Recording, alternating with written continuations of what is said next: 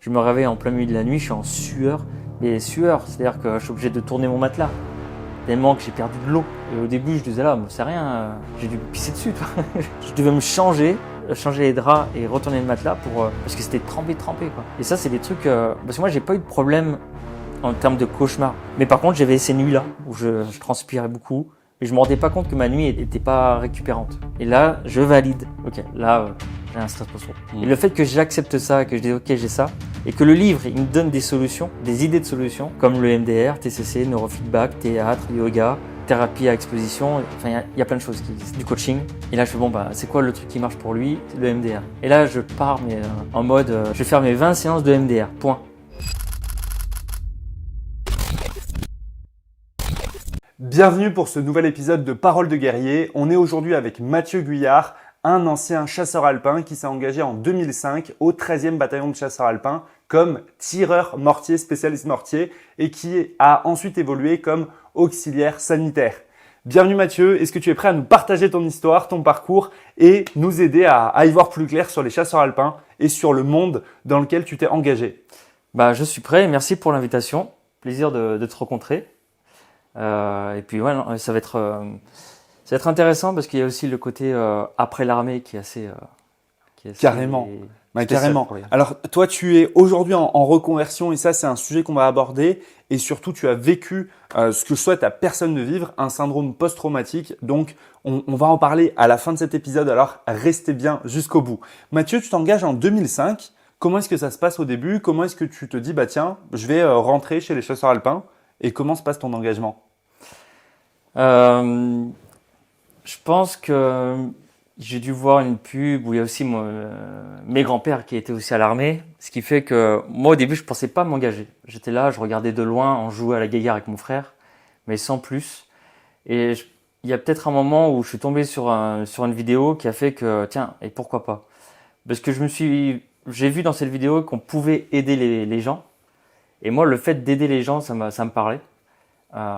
Du coup je suis allé le voyage, l'aventure, et aider d'autres personnes, ça m'a poussé en fait à m'engager.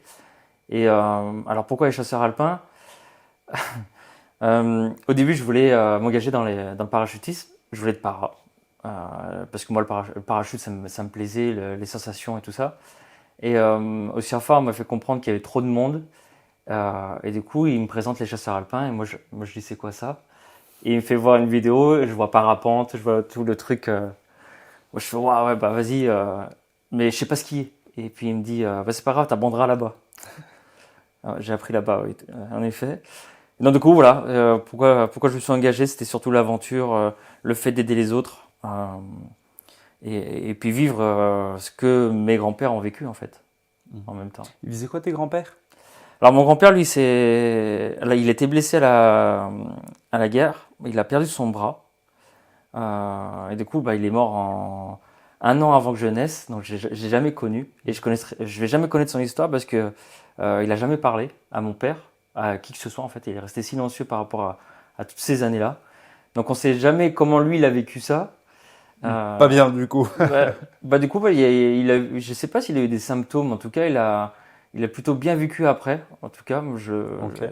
Le peu que je connaisse de lui, c'était ça. Et puis c'était sur quelle guerre? La deuxième. Deuxième guerre mondiale. Okay. Alors, j'ai plus les dates, mais en fait, je sais pas vraiment ce qui s'est passé. Mon père aussi, il en sait pas plus quoi. On sait qu'il a eu une explosion, il a perdu son bras et sans plus. Donc quoi. certainement 44-45 à la libération. Ah ouais, 44 je pense, ouais. Ok.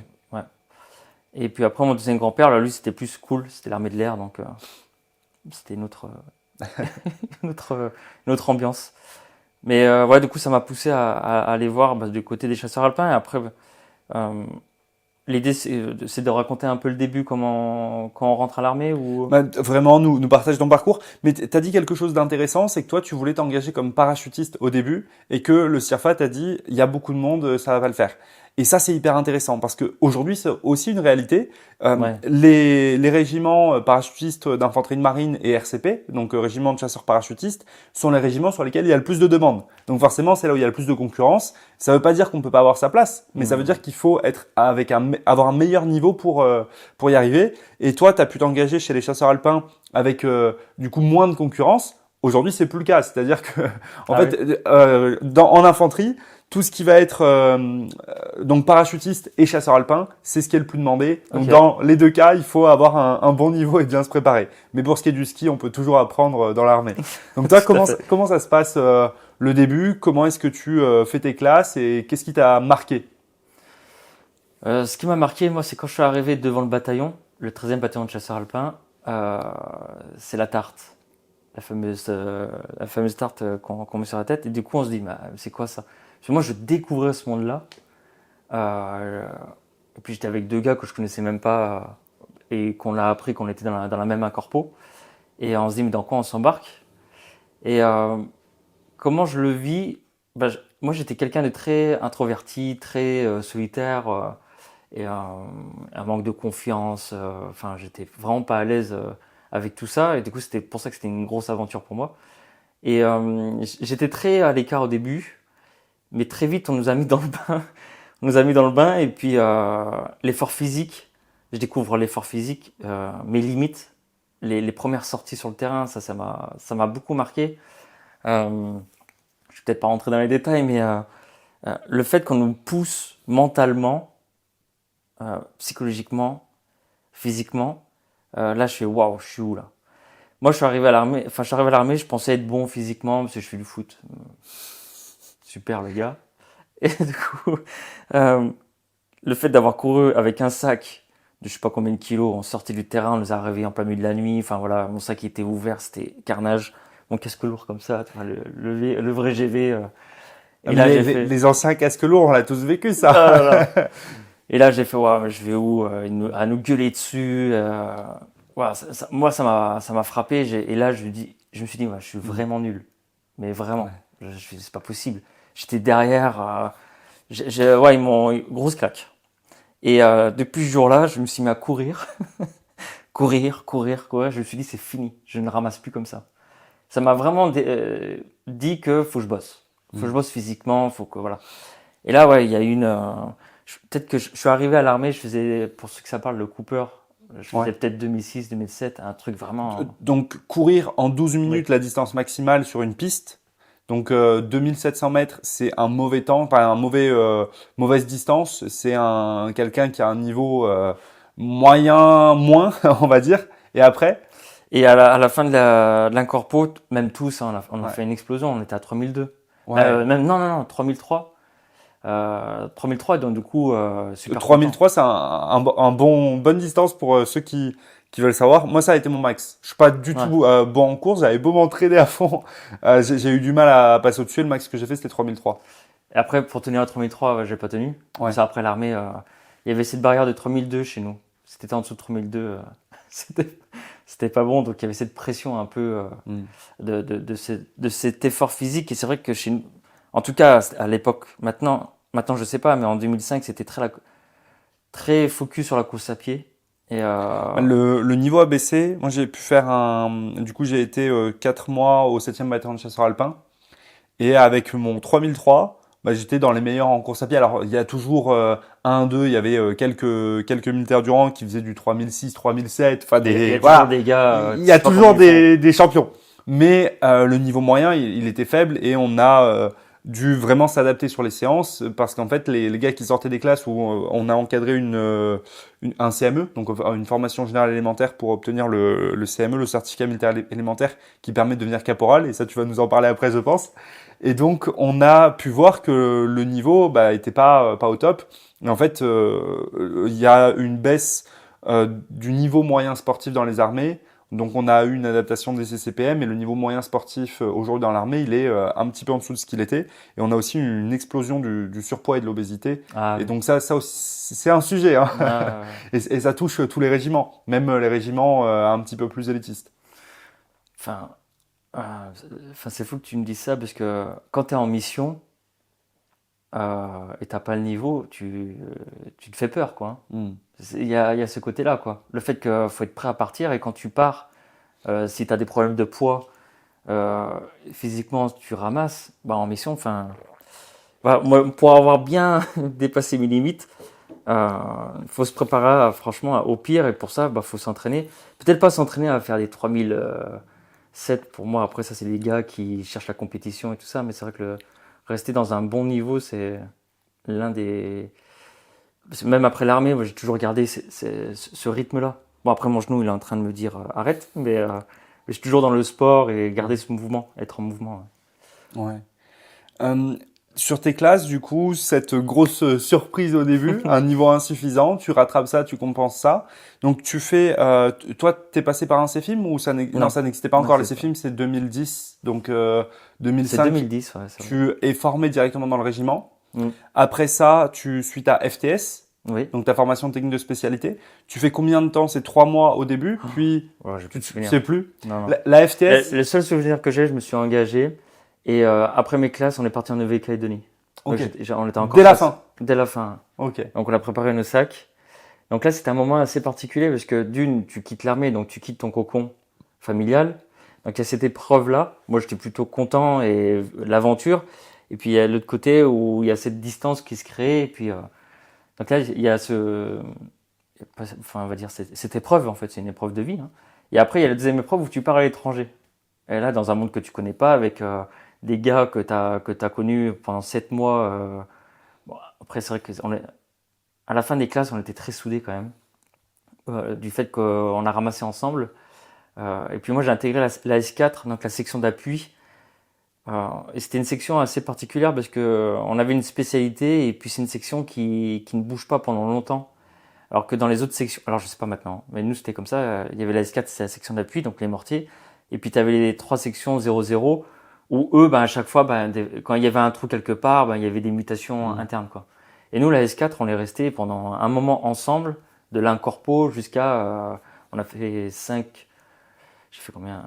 J'ai fait 5-6 ans à la première compagnie, à la S4, et donc du coup, on est resté quand même assez soudés.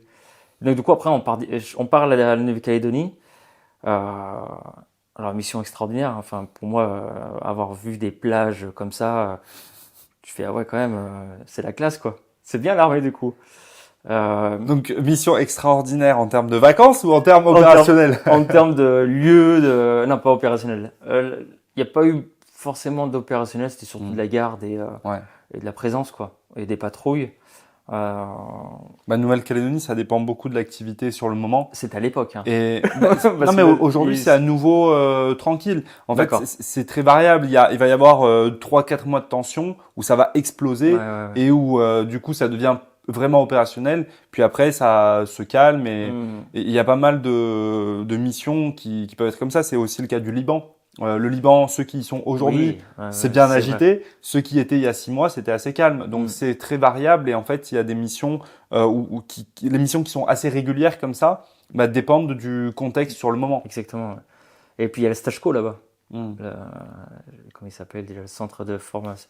Centre instruction. Le je sais même plus les noms. Ça doit être centre Centre instruction, d'instruction. commando aquatique de Un truc Nouvelle-Calédonie. aquatique, ouais. Du coup, il y a le stage co et pareil, là aussi, c'était quand même une épreuve.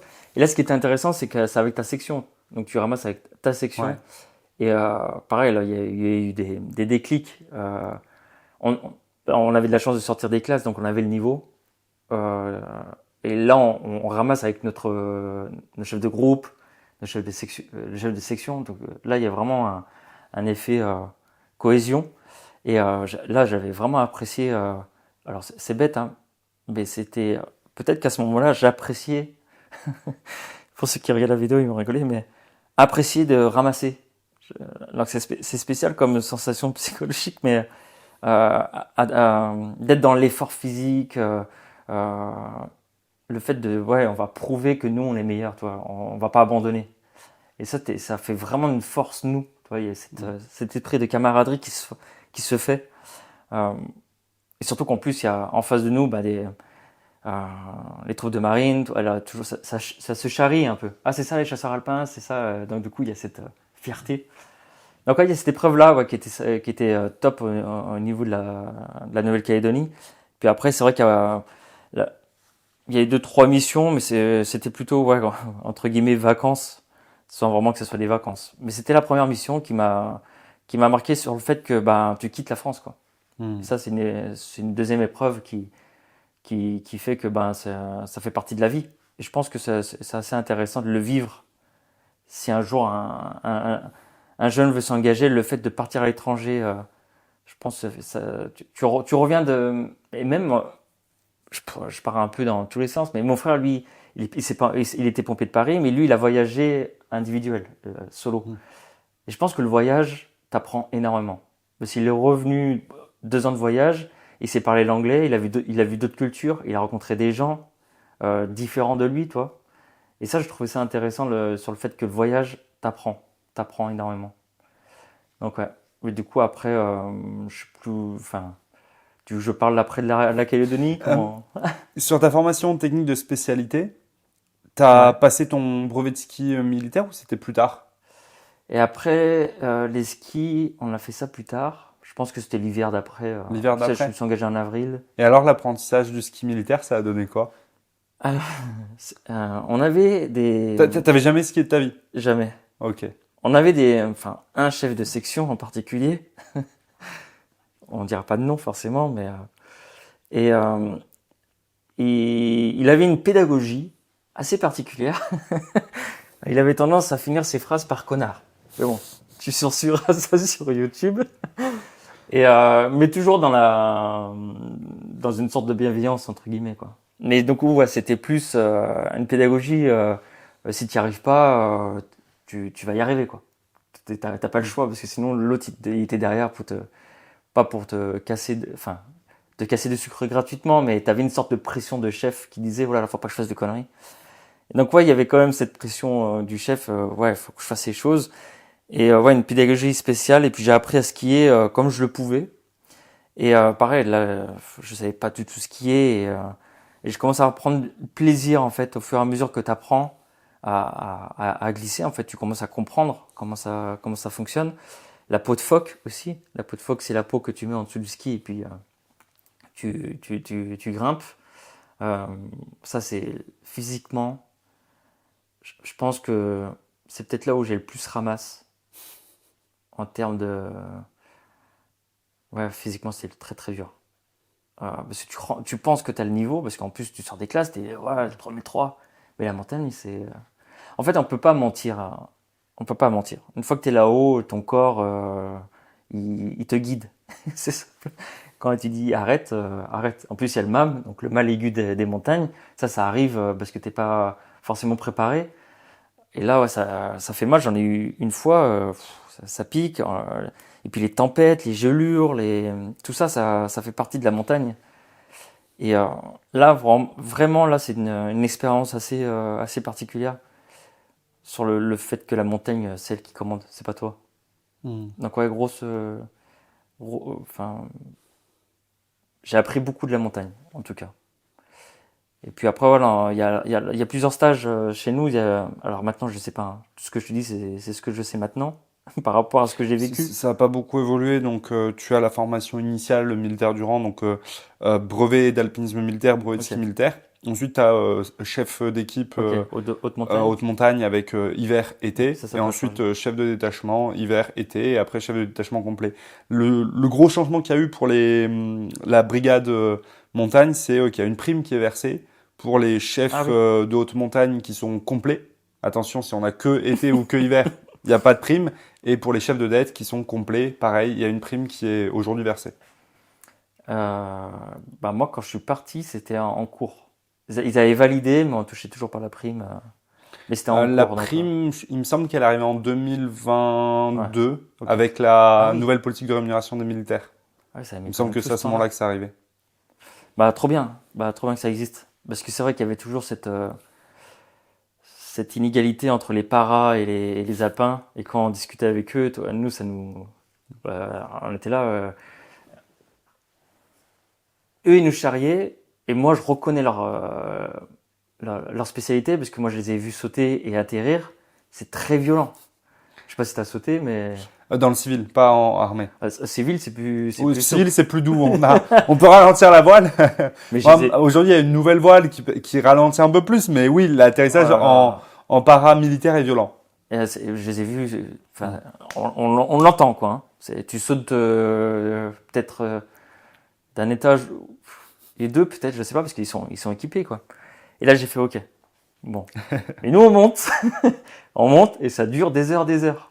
Et de quoi on était là, ouais, c'est pas. Et puis, nous, il y a des morts aussi en montagne. Bah, c'est ce que je pensais, l'accident du deuxième reg ou autre.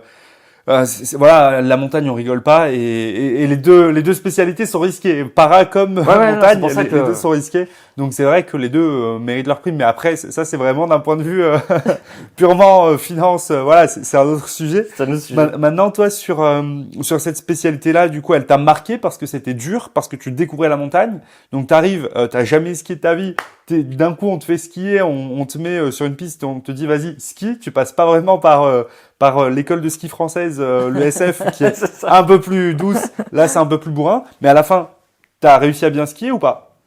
À la fin, j'avais un niveau, mais j'avais pas un très haut niveau pour passer chef d'équipe de haute montagne hiver. Moi, ce que j'adorais, c'était la montagne été, Ouais. les crampons, l'escalade, les chutes en crevasse, faut remonter. Donc, une petite précision pour ceux qui nous écoutent et nous regardent. La montagne été, il y a de la neige, mais surtout il y a de la glace. C'est Ouais, ça qu'il c'est faut avoir ça. en tête. C'est pas juste de la randonnée tranquille au milieu des champs de marguerites. Non, on va sur un glacier et en fait il faut avoir des crampons. Potentiellement, on va escalader des cascades de glace, donc des trucs assez techniques. Et c'est de ça que Mathieu nous parle. C'est ça. Et là, le côté montagne été, ça, c'est un truc tout ce qui était escalade, et puis on a fait vraiment des trucs. Parce qu'on avait quand même des instructeurs qui poussaient le bouchon, et ça, je trouvais ça super, quoi. Le fait de descendre d'une crevasse, et puis démerde-toi, faut que tu remontes. Ça, c'était vraiment particulier, parce que tu regardes en bas, tu te dis putain, mais. Mais ça, je rêve de le faire. Ah ouais. Mais j'ai jamais pu le faire. Et à chaque fois que j'ai été faire de l'alpinisme, soit militaire, soit civil, j'ai demandé, et personne n'a voulu me faire ça. Alors que Ouais. si quelqu'un veut m'emmener en montagne et faire de la descente de crevasse, moi j'ai envie. En fait, j'ai passé mon brevet d'alpinisme militaire. J'avais déjà fait de l'alpinisme avant, mais civil, et j'avais déjà demandé de faire ça, mais les guides ils veulent pas. Et dans l'armée, Ah, c'est bah pareil, oui. ils voulaient pas. Et après, je suis retourné plusieurs fois faire de l'alpinisme militaire, et à chaque fois, on m'a dit non, c'est trop risqué. Il faut vraiment une crevasse stabilisée et tout ça, et ils voulaient pas. Donc, Après, c'est vrai, peut-être qu'avec le réchauffement, il y a. je sais pas, mais Ouais.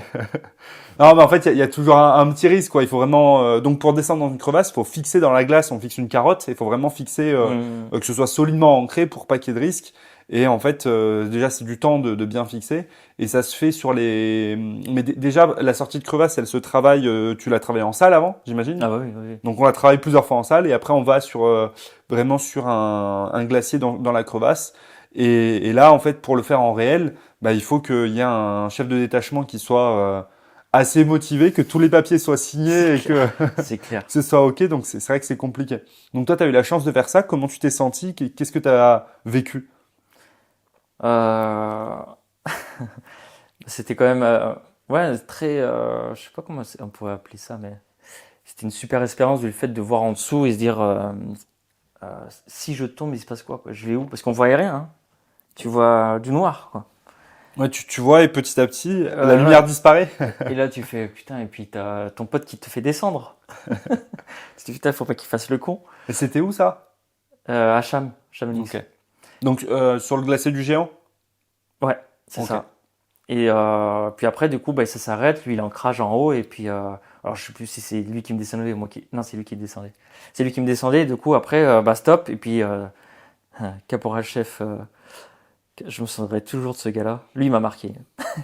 Il me dit, vas-y, bah, remonte. Et t'as tant de temps pour remonter. Et puis, du coup, bah, tu fais ton protocole. Et puis, tu remontes. La corde est fixe. Et t'avais une poignée jumelard? Ou c'était quoi? Poignée jumelard. Puis après, je sais plus comment on appelle ça. Qui se vissent là. Je sais plus les noms, c'est fou. Ça. La boucle pour le pied? La pédale? Ça Non, là, on avait un cordon pour ça. Et puis tu sais, parce que une fois que tu es tombé dans la crevasse, il faut que tu te sécurises. Donc tout de suite, tu prends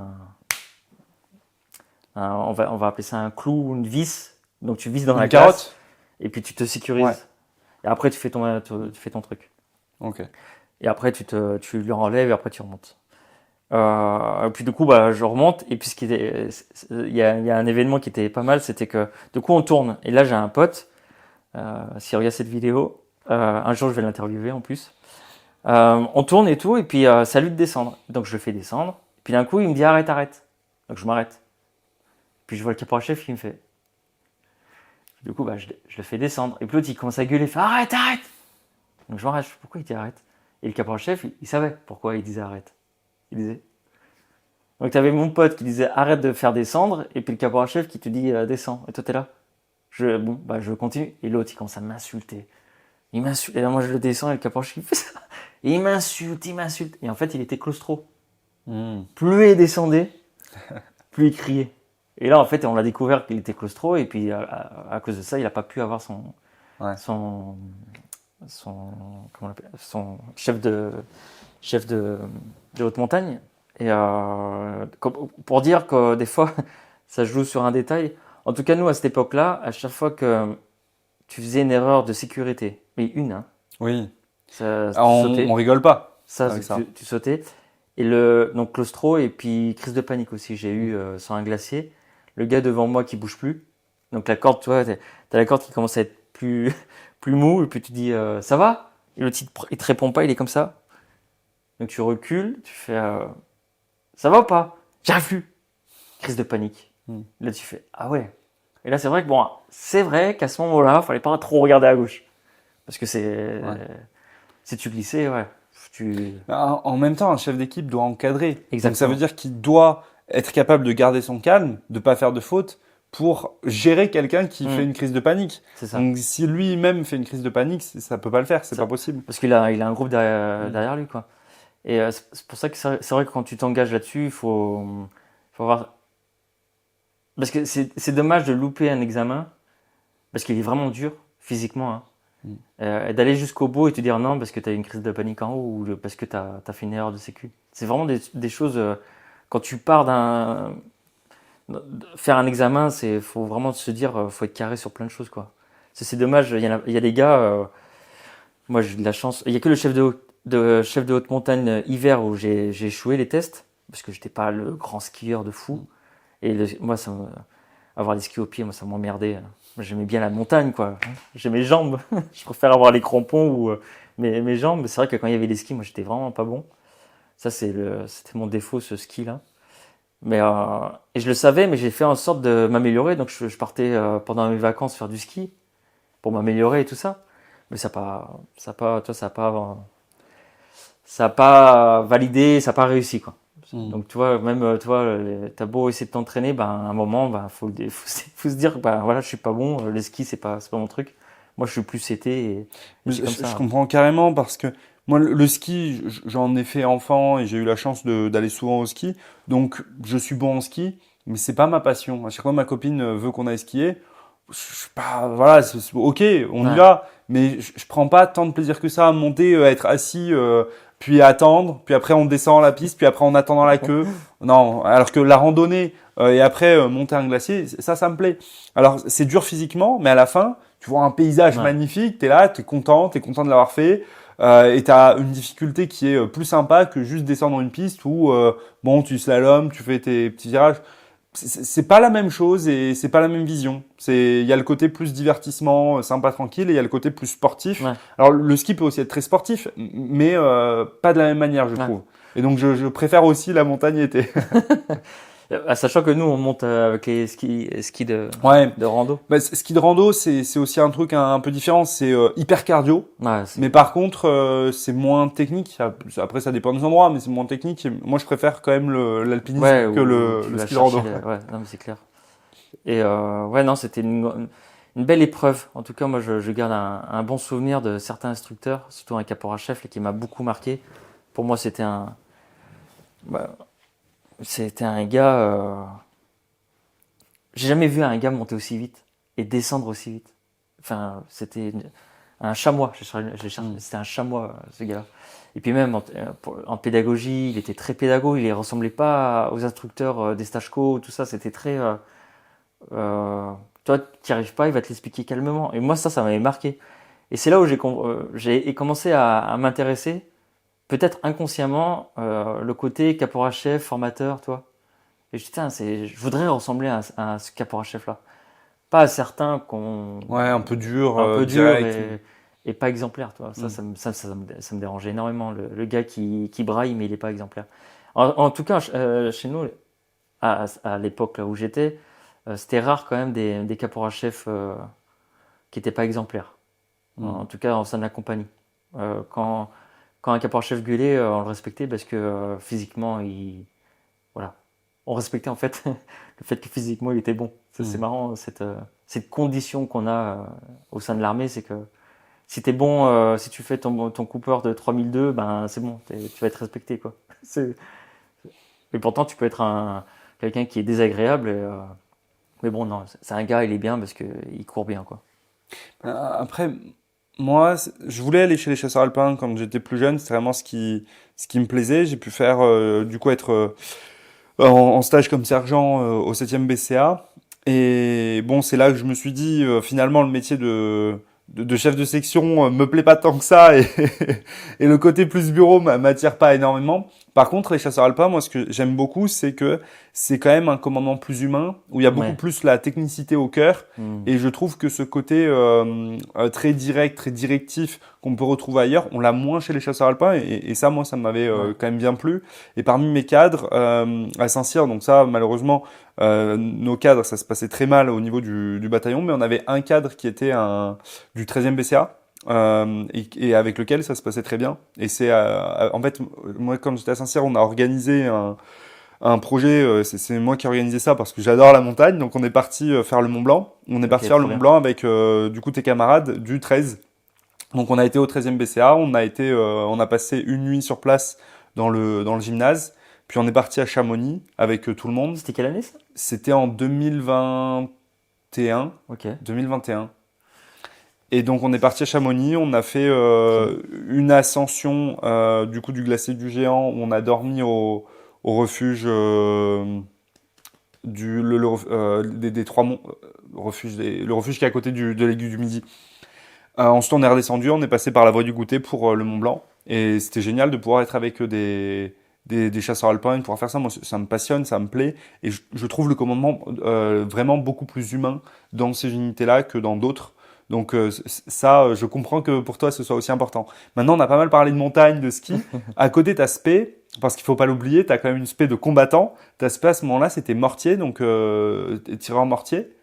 Ça consiste en quoi? Comment est-ce que tu faisais ça? Comment est-ce que tu déployais ton mortier? À quel moment est-ce que tu as pu faire tes premiers tirs mortiers? Est-ce que tu as été surpris de le voir en vrai, de voir le boom et ton obus partir? Dis-nous tout.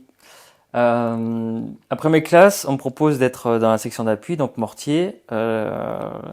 Du coup, très vite, j'intègre cette section et puis on me propose, voilà, on me propose d'être mortier et on me met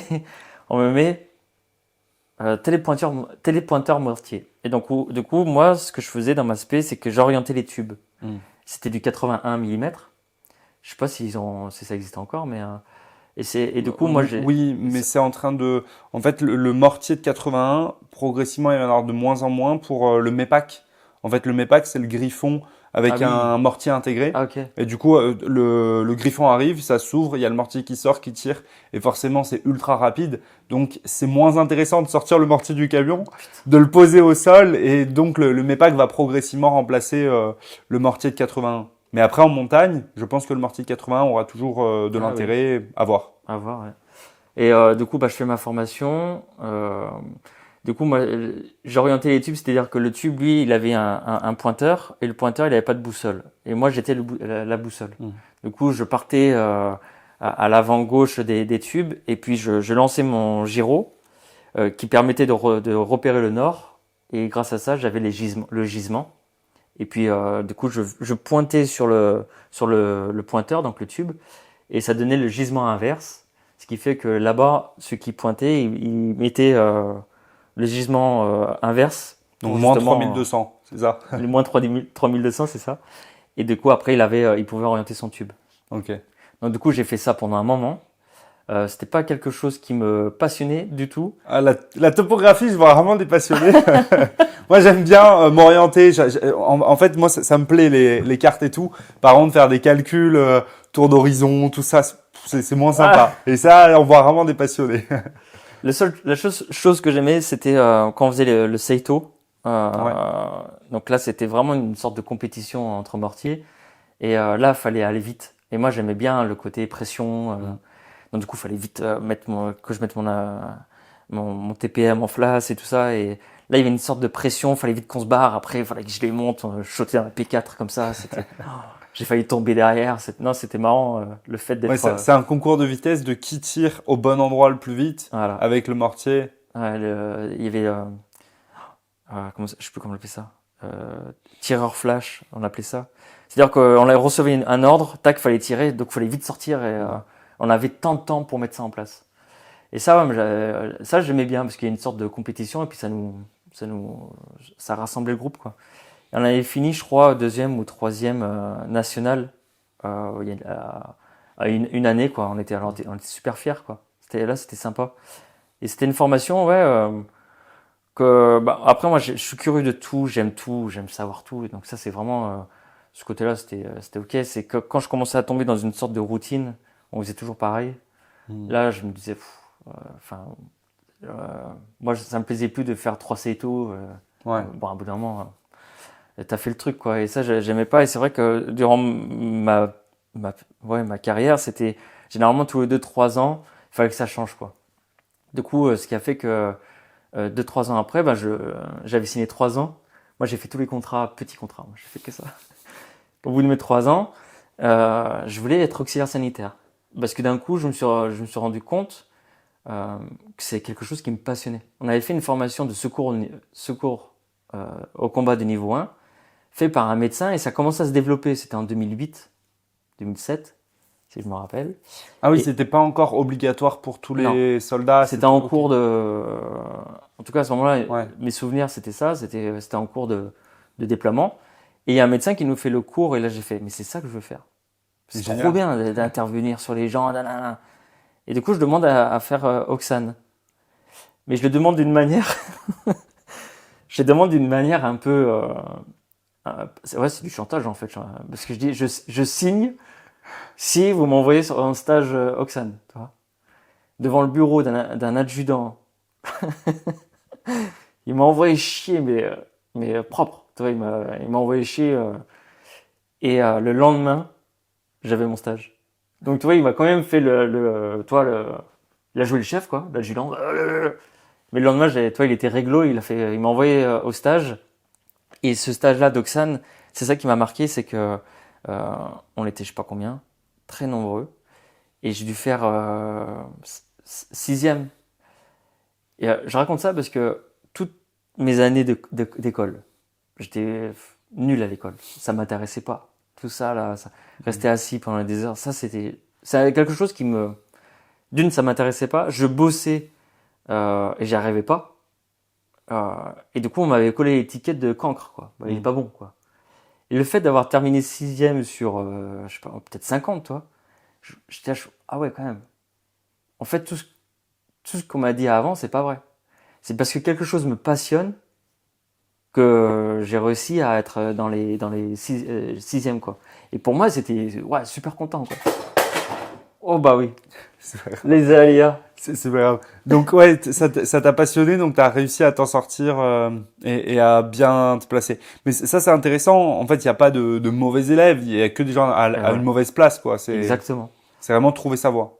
Et c'est pour ça que je pense pour les jeunes qui regardent, c'est si tu te connais déjà toi, tu sais où tu vas, quoi. Et moi je me connaissais pas. Je suis arrivé à l'armée parce que voilà, je vais essayer. Mais à refaire, j'aurais pas fait ça. Je pense que j'aurais pas fait les chasseurs alpins. J'aurais fait la sécurité civile. Okay. Ouais. Parce que là, on est à la secours à la personne. C'est ça qui me plaît, réellement. Sauf que j'ai passé par toutes ces étapes et ça fait partie de la vie, quoi. Et là, c'est Oxane. Et là, j'ai fait, non, c'est ça que je veux faire. Je fais mon stage Oxane. Je fais 2 stages aussi. Je fais stage auxiliaire spécialisé. Donc là, c'est un stage un peu plus poussé. Et là, j'adore parce que t'es sous pression, Voilà, faut faire attention à ce que tu fais, à ce que tu dis, les gestes. Ça, c'est un truc qui me passionne. Et puis puis voilà quoi. En termes de stage, c'est vraiment ce qui m'a passionné quoi. Et j'ai pas eu la chance de faire le SC2. J'aurais bien voulu faire donc le niveau 2. En tant qu'Oxane, il faut pas avoir le niveau 2, c'est pas comme Non, ça. j'ai fait le stage auxiliaire sanitaire à l'époque. Ah, ok. Parce C'était un stage auxiliaire sanitaire. Donc ça, Ok. autant c'était Oxane à l'infirmerie que en section quoi. Ok. C'était global. Il me semble, Attends, ça attention. a dû changer. Hein. Ouais, Ça a mais dû changer. attention, peut-être que c'est pas le cas, peut-être que Ouais, je dis non, une c'est bêtise. vrai. Vous pouvez nous dire dans les commentaires pour les pros du métier, mais il me semble qu'aujourd'hui, pour être Oxane, il faut passer le SC2, et après médecin, Ok. c'est SC3. Ouais. Mais il me semble que les Oxanes passent leur SC2. Ok. Ou peut-être que c'est infirmier, je sais pas. Alors moi, on pouvait passer le SC2 en tant qu'Oxane. Ok. C'est que après moi, j'ai pas eu l'occasion de le faire. Du coup, j'ai fait d'autres formations à côté qui a été beaucoup plus intéressant et Ouais, plus enrichissant spécialisé. surtout. Oui. Bah, le SC1, c'est rapide quand même, c'est 2 jours. Le SC1, 2-3 jours. Pourtant j'étais formateur. C'est ça. Non, on le faisait en une journée. Hein. C'est une journée? Mm. Ah oui. Ouais, mais c'est parce que c'est très, enfin, le SC1, moi, le souvenir principal que j'en ai, c'est de tirer des gens sur le sol. Ça, c'est le truc qu'on doit le faire 15 Pick and fois. run. Le pick and run, on fait que le faire et le refaire. Et en fait, on a plus l'impression que c'est pour nous punir que pour nous former. Mais, mais hormis ça, non, en vrai, je me souviens de tous les trucs. Je l'ai passé 3 fois, mon SC1, je crois. Ok. Donc, tous les pansements 3 côtés, pansements israéliens, comment placer les bandages, tout ça, je m'en souviens, mais en fait, il faut le répéter, Exactement. pas mal pratiquer. Et après, ça reste les bases. Maintenant, moi, ce que je trouve au niveau à ce niveau-là, c'est que c'est intéressant de découvrir comment on soigne quelqu'un sur un champ de combat, enfin sur un champ de bataille, au combat. Comment aider une personne rapidement, comment mettre en place des soins rapides. Et c'est vraiment les bases fondamentales qu'un soldat doit avoir. Donc c'est hyper pertinent et c'est très bien que ça a été mis en place. Oui. Aujourd'hui, tous les soldats français sont formés à ça. Tous les soldats français savent le faire, pratiquent. Et après, il y a des passionnés qui vont en plus acheter du matériel, suivre des formations en plus. Donc ça, c'est très bien aussi. Et je pense qu'aujourd'hui, sur cette partie-là, on est plutôt bien formé au niveau de l'armée. Bah oui, normalement tous les ans on doit faire une... Il me semble que c'est 2 ans le SC1, mais peut-être. Ah peut-être. Mais je veux Mais- dire, nous mais par tous les ans on était obligé de repasser, enfin de Ouais, en tant qu'auxiliaire de sanitaire. recycler. Il Ouais. fallait recycler à chaque fois Mais après, pour tout départ, dans tous les cas, il faut voilà, c'est ça. faut le revalider qu'il soit récent. Exactement. Et t'as abordé un point qui est super intéressant, c'est le point vraiment de l'alignement dans la vie. Tu vois, moi, j'ai eu ce mauvais alignement-là avec la voie que j'ai choisie dans l'armée. Et c'est aussi ce qui me motive à faire ce podcast. En fait, je me suis engagé comme officier. J'ai plein d'officiers dans ma famille. Je connais bien le monde militaire, mais je ne savais pas concrètement ce qu'était le métier d'officier. En quoi ça consistait. Après, il y a 1000 métiers d'officier, hein, C'est mais le clair. métier de chef de section, je savais pas en quoi ça consistait concrètement. Et en fait, le métier de chef de section, moi, quand je le découvre, je me dis, mais j'ai aucune envie de faire ça. Faire des papiers, gérer de la RH, c'est pas ce que je veux faire, en fait. Moi, je veux de la partie opérationnelle, faire... et en fait, ce qui m'aurait plu, c'était être sous-officier chez les chasseurs alpins. Ça m'aurait plu. Et ça, vraiment, c'était une voie qui aurait pu me convenir, me correspondre. Et une voie dans laquelle je pense que je serais resté toute ma vie dans l'armée, c'était sous-officier chez les chasseurs alpins, si possible groupement commando montagne, et par la suite, en deuxième partie de carrière, groupement aguerrissement montagne, pour aller faire des expéditions et des trucs de zouave, où on part au Groenland, traverser pendant 2 mois voilà, la banquise, faire des trucs comme ça. En fait, ça, c'est un truc dont je parle peu, mais quand j'étais petit, quand j'avais 15 ans, 16 ans, 17 ans, en fait, tous mes étés, je partais en randonnée. Je fais la traversée des Pyrénées à pied tout seul. Et ça m'a pris 60 jours de faire ça. Pouah. Et j'ai fait pas mal de grosses randonnées comme ça. Et c'est un truc qui me plaît, moi. Ça me plaît d'être en montagne, ça me plaît de pouvoir faire ça. Aujourd'hui, malheureusement, je l'ai beaucoup mis de côté parce que je travaille à fond sur les vidéos et sur mon entreprise. Donc, c'est vrai que c'est compliqué de pouvoir se prendre 2 semaines pour partir en oui. montagne. Donc, aujourd'hui, je fais quelques trails, quelques sorties quand je peux, mais très compliqué de vraiment pouvoir partir souvent en montagne. Mais j'aimerais me remettre là-dedans par la suite et c'est un truc qui me passionne. Donc trouver sa voie, ouais, c'est hyper important et ça permet de plaire, enfin de se plaire dans ce qu'on fait. Ouais. d'être animé au quotidien et de pouvoir durer. Et sans ça, on peut pas malheureusement durer dans un métier. Donc toi, tu as trouvé ta voie après en tant qu'auxiliaire sanitaire. Qu'est-ce que tu as fait derrière comme mission avec ça? Comment ça s'est passé? Après, ouais, je suis parti en mission. Alors, j'ai fait la Guyane, mais j'étais pas. Ah oui, j'ai fait la Guyane, mais j'étais pas à Auxonne, là. À ce moment-là, c'est après. Ça m'a plus poussé à être Auxonne parce que justement, j'ai travaillé avec un Auxonne. Et il m'a montré un peu l'envers du décor et j'adorais. En plus, lui, c'était un passionné, donc il m'expliquait un peu tout. C'était un pompier. Et après, il y a eu la Guyane. Sur la mission Harpie? Ouais. Et alors, je sais pas s'il faut, je parle de la Guyane, mais je voulais juste m'arrêter sur la Guyane parce que on pense que quand on fait des classes, on a dépassé nos limites. On pense que la montagne, on a dépassé nos limites. Mais la Guyane, la Guyane, je crois que c'est là où, à chaque fois je vais dire c'est là où, mais je pense que ça dépend le contexte et l'environnement. Mais en tout cas, le stage co en Guyane, Donc tu as fait le Cefeu, c'est ça? le Cefeu, ouais. Le Cefeu, là, c'était hyper dur. En termes de physique, mental, tout. Il y avait tout. Et l'instructeur, il nous a poussés à bout, quoi. Et je pense que je parle de ça parce que durant une carrière, en fait, il y a plein de moments comme ça. On pense, ouais, c'est bon, c'est fini. Ouais. Ah, c'est bon, j'ai passé mon stage pour être caporal, là, c'est bon, ça passe. Non, en fait, il y a des moments, tu fais des stages co, tu dis, putain, mais qu'est-ce que je fous là, quoi. Le Cefeu, moi j'en garde de très bons souvenirs. Mais en même temps, c'est le seul truc de tout ce que j'ai pu faire où je dis, ouais, s'il fallait le refaire là, si on me dit demain t'y pars, Exactement. Flemme. Et tous les anciens disaient ça, hein. Ah, tu pars en Guyane? Ah, faut la faire qu'une fois, la Guyane. Enfin, et pendant qu'on faisait ce feu, nous, on avait un sergent, ça faisait 2 fois qu'il faisait le feu. Il pétait les câbles en pleine jungle. Il disait, mais je suis con, pourquoi je le fais 2 fois? Non, mais le pire, c'est les instructeurs qui sont là-bas. Parce que le Cefeu, c'est un stage de 10 jours. Qui est dur. C'est assez court. Ouais. Mais c'est pas très long. Mais par contre, en fait, ça semble être une éternité. On est dans la jungle tout seul, on n'en peut plus, on est tout le temps trempé. C'est franchement fatigant. Mais eux, ils font un stage de 4 mois pour devenir un moniteur et un instructeur. Ouais, le stage forêt, enfin où ils doivent traverser, nager contre, dans l'eau pendant des kilomètres. Ils nous racontent des trucs. On est en mode mais c'est quoi ce stage-là? Et après, il y a un concours aussi entre pays. C'est-à-dire que chaque pays en Amérique du Sud a son propre stage. Donc les Colombiens, ils ont le stage Lanceros. Les Brésiliens, ils ont leur stage à Manaus. Et ils sont là à dire non mais l'autre stage il est plus dur, donc nous on va rajouter ça. Et ils nous racontent qu'est-ce qu'ils font dans ces stages-là. Par exemple à Manaus, ils nous racontent, les moniteurs du Cefeu, ils nous racontent que les mecs ils tiennent avec une bougie dans la bouche comme ça jusqu'à ce que la bougie s'éteigne, ils doivent rester dans l'eau froide et ils restent 4 heures comme ça dans l'eau à attendre avec leur bougie qui fond sur leur visage. Et tu te dis mais c'est quoi? Est-ce qu'on est dans une formation militaire ou est-ce que c'est de la torture? C'est quoi la limite? C'est très très particulier. Ouais. Et après moi je suis parti en Colombie aussi, donc j'ai pas fait le stage Lanceros. Hein. Mais par contre j'étais avec les officiers sud-américains, donc colombiens.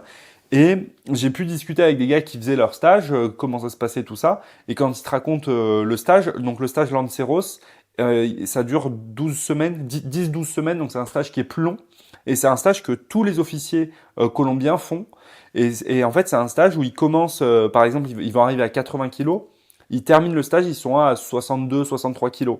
Et moi, j'ai des potes, du coup, colombiens qui l'ont fait, qui m'ont envoyé des photos une fois qu'ils avaient... Donc, en fait, je les ai rencontrés avant le stage. Ils m'ont envoyé des photos une fois qu'ils ont terminé le stage. Et en fait, on avait l'impression qu'ils sortaient d'un camp... en Pologne dans les années 40. Je vais pas dire de mots interdits pour YouTube, mais vraiment ça m'a choqué. Donc ouais, la jungle, je pense que c'est un milieu qui peut détruire parce qu'on tombe rapidement dans une forme de torture quoi. Ouais. Et je trouve qu'il y a moins ce côté-là accomplissement de la montagne qu'on a, mais c'est plus le côté survie. On est vraiment dans survivre dans un milieu inhospitalier. Alors qu'en montagne, c'est traverser, c'est atteindre un sommet, c'est réussir. La jungle, c'est juste survivre. Mais pareil, quand j'ai lu le livre de Mike Horn, Latitude Zéro, ce qu'il raconte, On a juste l'impression qu'il essaie de survivre et de rester en vie. Ouais, c'est clair. Donc la jungle, pour moi, c'est le milieu, j'ai envie de dire, le plus inhospitalier, le plus dur Ouais, c'est clair. et qui met le plus gros coup au mental. C'est vrai. C'est vrai. Et du coup, ouais, c'était une très bonne expérience. Et donc tu as fait Physique. ce stage-là 10 jours et derrière, Mission Harpie. Et Mission Harpie, Et Mission Harpie, t'as fait quoi? Mission Harpie, beaucoup de patrouilles, on courait après les chercheurs d'or. Et ouais, mission intéressante, c'était les premiers, tu vois, les premiers missions réelles, quoi. Donc on interpellait, on récupérait du matériel, on détruisait les abris. Ouais, on était vraiment dans une mission. Là, c'était réel. Après, on a commencé à faire des choses qui étaient limites pour moi, mais bon, après, c'est les ordres. Je trouve. Et là, à ce moment-là, tu étais en quel spé? Combattant fantassin? Donc au Là, combattant d'infanterie ou... en fait, on est 0-0, spécialité mortier. Donc en fait, Mais vous aviez un mortier en... et on avait pris les tubes en Guyane ou pas? Parce que c'est juste que je vois mal le mortier dans la jungle. Non, on n'avait pas pris les mortiers. Oui, donc j'ai pas de t'étais souvenir. simplement Là, combattant. on est parti en 0-0. Ok. Et puis, ouais, on a fait quelques missions quand même qui étaient super intéressantes. Après, je sais pas s'il faut rentrer trop dans Bah le vas-y, détail. dis-nous, qu'est-ce qui t'a intéressé, qu'est-ce qui t'a plu sur ces missions? Bah, sur les missions, bah, ce qui m'a plu, c'était que en fait, c'était réel. C'est-à-dire on fait beaucoup d'entraînement et là, non, là, il y a à telle heure, il y a un échange qui se fait, il faut être en appui, donc on a été posté. Et du coup, on part en mission avec les gendarmes. Et puis, et puis hop, on reçoit le message des gendarmes. C'est bon, ils sont il y avait une petite île où ils faisaient des échanges. Et là, c'est bon, intervenez. Donc, on part en pirogue comme ça. Et on arrive, et puis on les interpelle. Et je reçois l'ordre d'enlever mon gilet. On avait des gilets de sauvetage. Et du coup, on va pour les interpeller. Sauf qu'il y en a un qui pousse tout le monde, il se barre. Il saute dans la pirogue. Et il commence à faire une marche arrière. Et là, je reçois l'ordre saute dans la pirogue. Du coup, je me retrouve dans la pirogue avec mon chef de section et mon chef de groupe. Et l'autre qui commence à partir. Et il commence à se barrer. Et nous, on est dedans. Là, on se fait, putain. Donc avec un Garim Perros. Ouais. Et donc, du coup, il se barre comme ça. Mais vous étiez vous trois dedans avec lui? Et on était tous les trois dedans. Et là, tu vois, on se dit, merde, putain. Et l'autre, c'est la première fois que je voyais un gars dans une panique. Tu vois, les yeux rivés sur le Brésil. Et il arrêtait pas de dire, on va tous mourir, on va tous mourir, on va tous mourir. Et là, mon chef de section et le chef de groupe, il fait, stop, stop! Donc il commence à gueuler. Et l'autre, il arrêtait pas, on va tous mourir. Et puis d'un coup, il fait ça, là. Et donc nous, on était là. Heureusement qu'on n'est pas tombé, parce qu'on était sans gilet en plus. Parce qu'avec le gilet, tu pouvais pas intervenir. Et là, il commence à bouger dans tous les sens. Mais ça a duré quelques secondes, quoi. Peut-être Après, longtemps. En fait, je me rends pas compte. Ça se termine comment? Coup de crosse? Et du coup, toi, je me dis, mais faut y aller, quoi. Et en fait, mon chef de groupe super intelligent, il prend le tuyau d'arrivée d'essence, puis il l'arrache comme ça.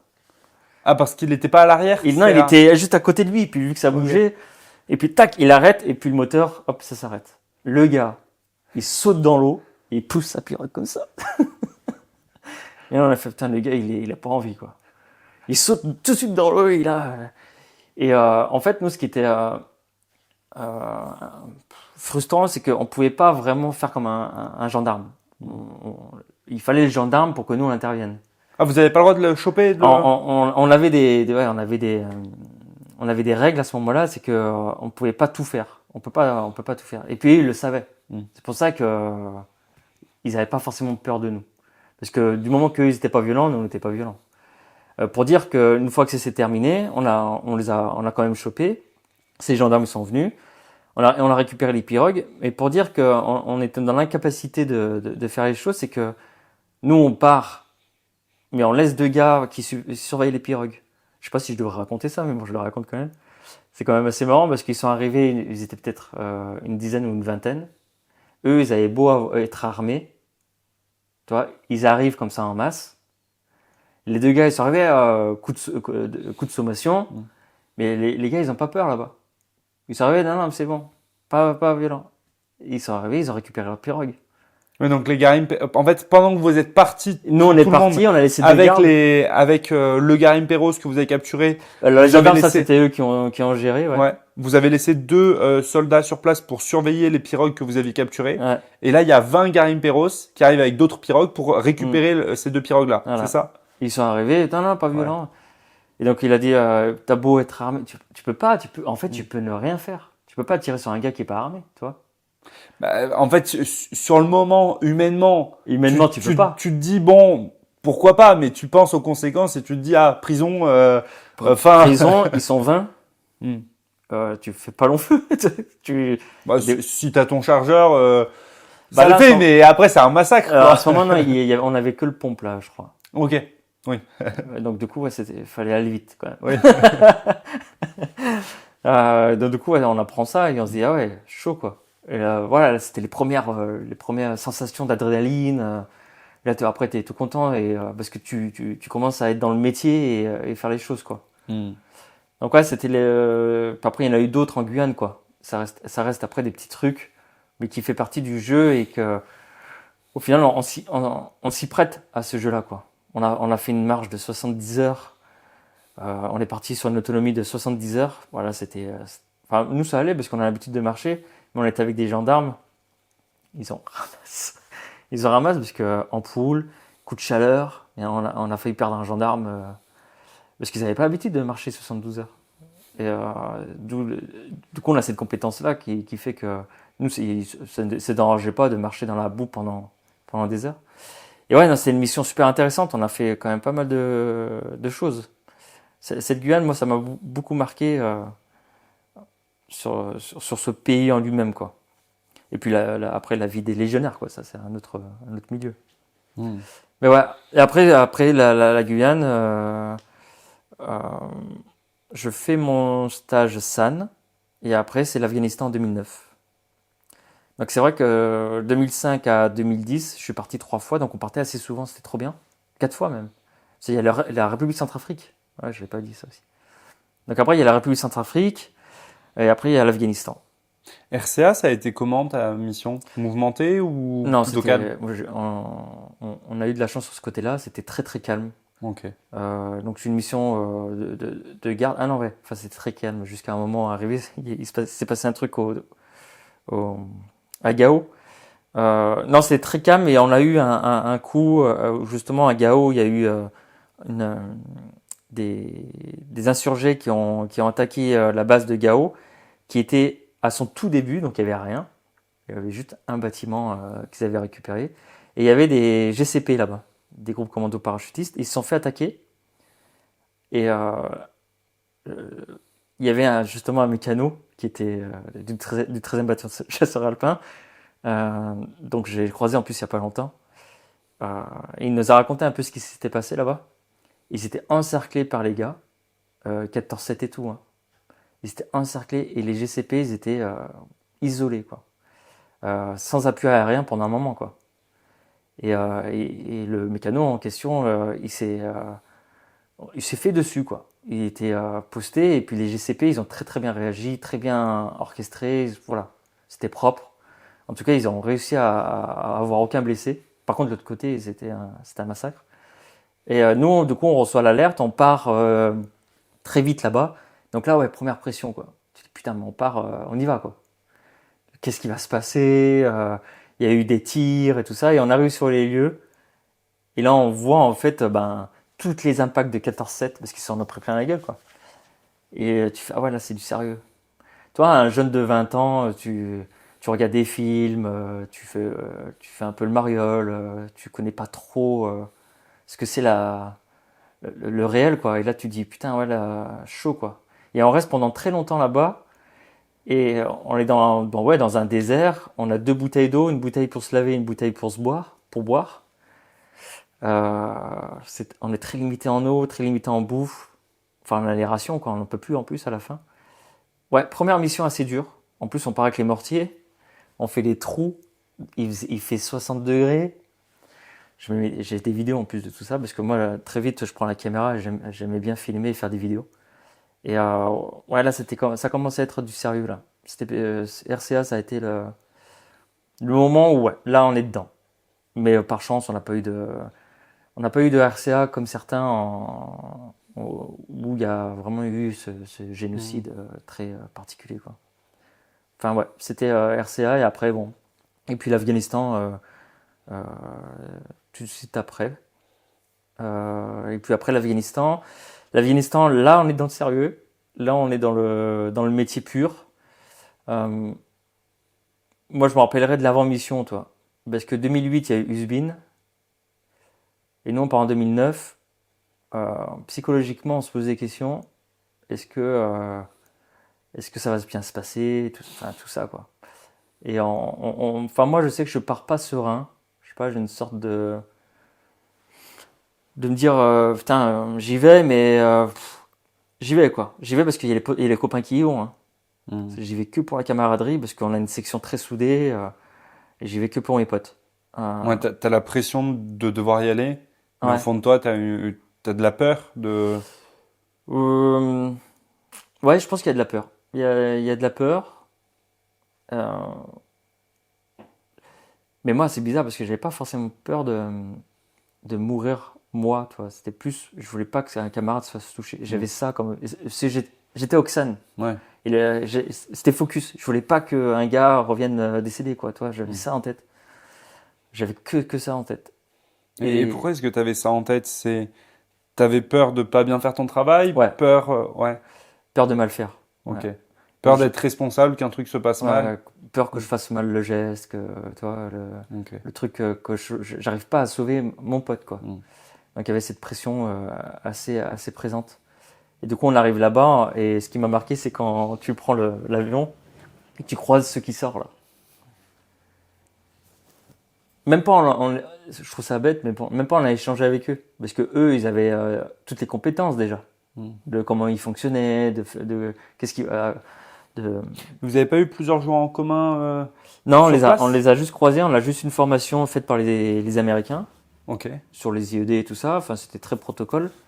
Mais les gars qui ont vécu les choses, ouais non, on les a juste croisés comme ça.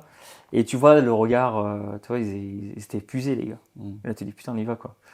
Puis on arrive sur les lieux et puis on commence à prendre le rythme.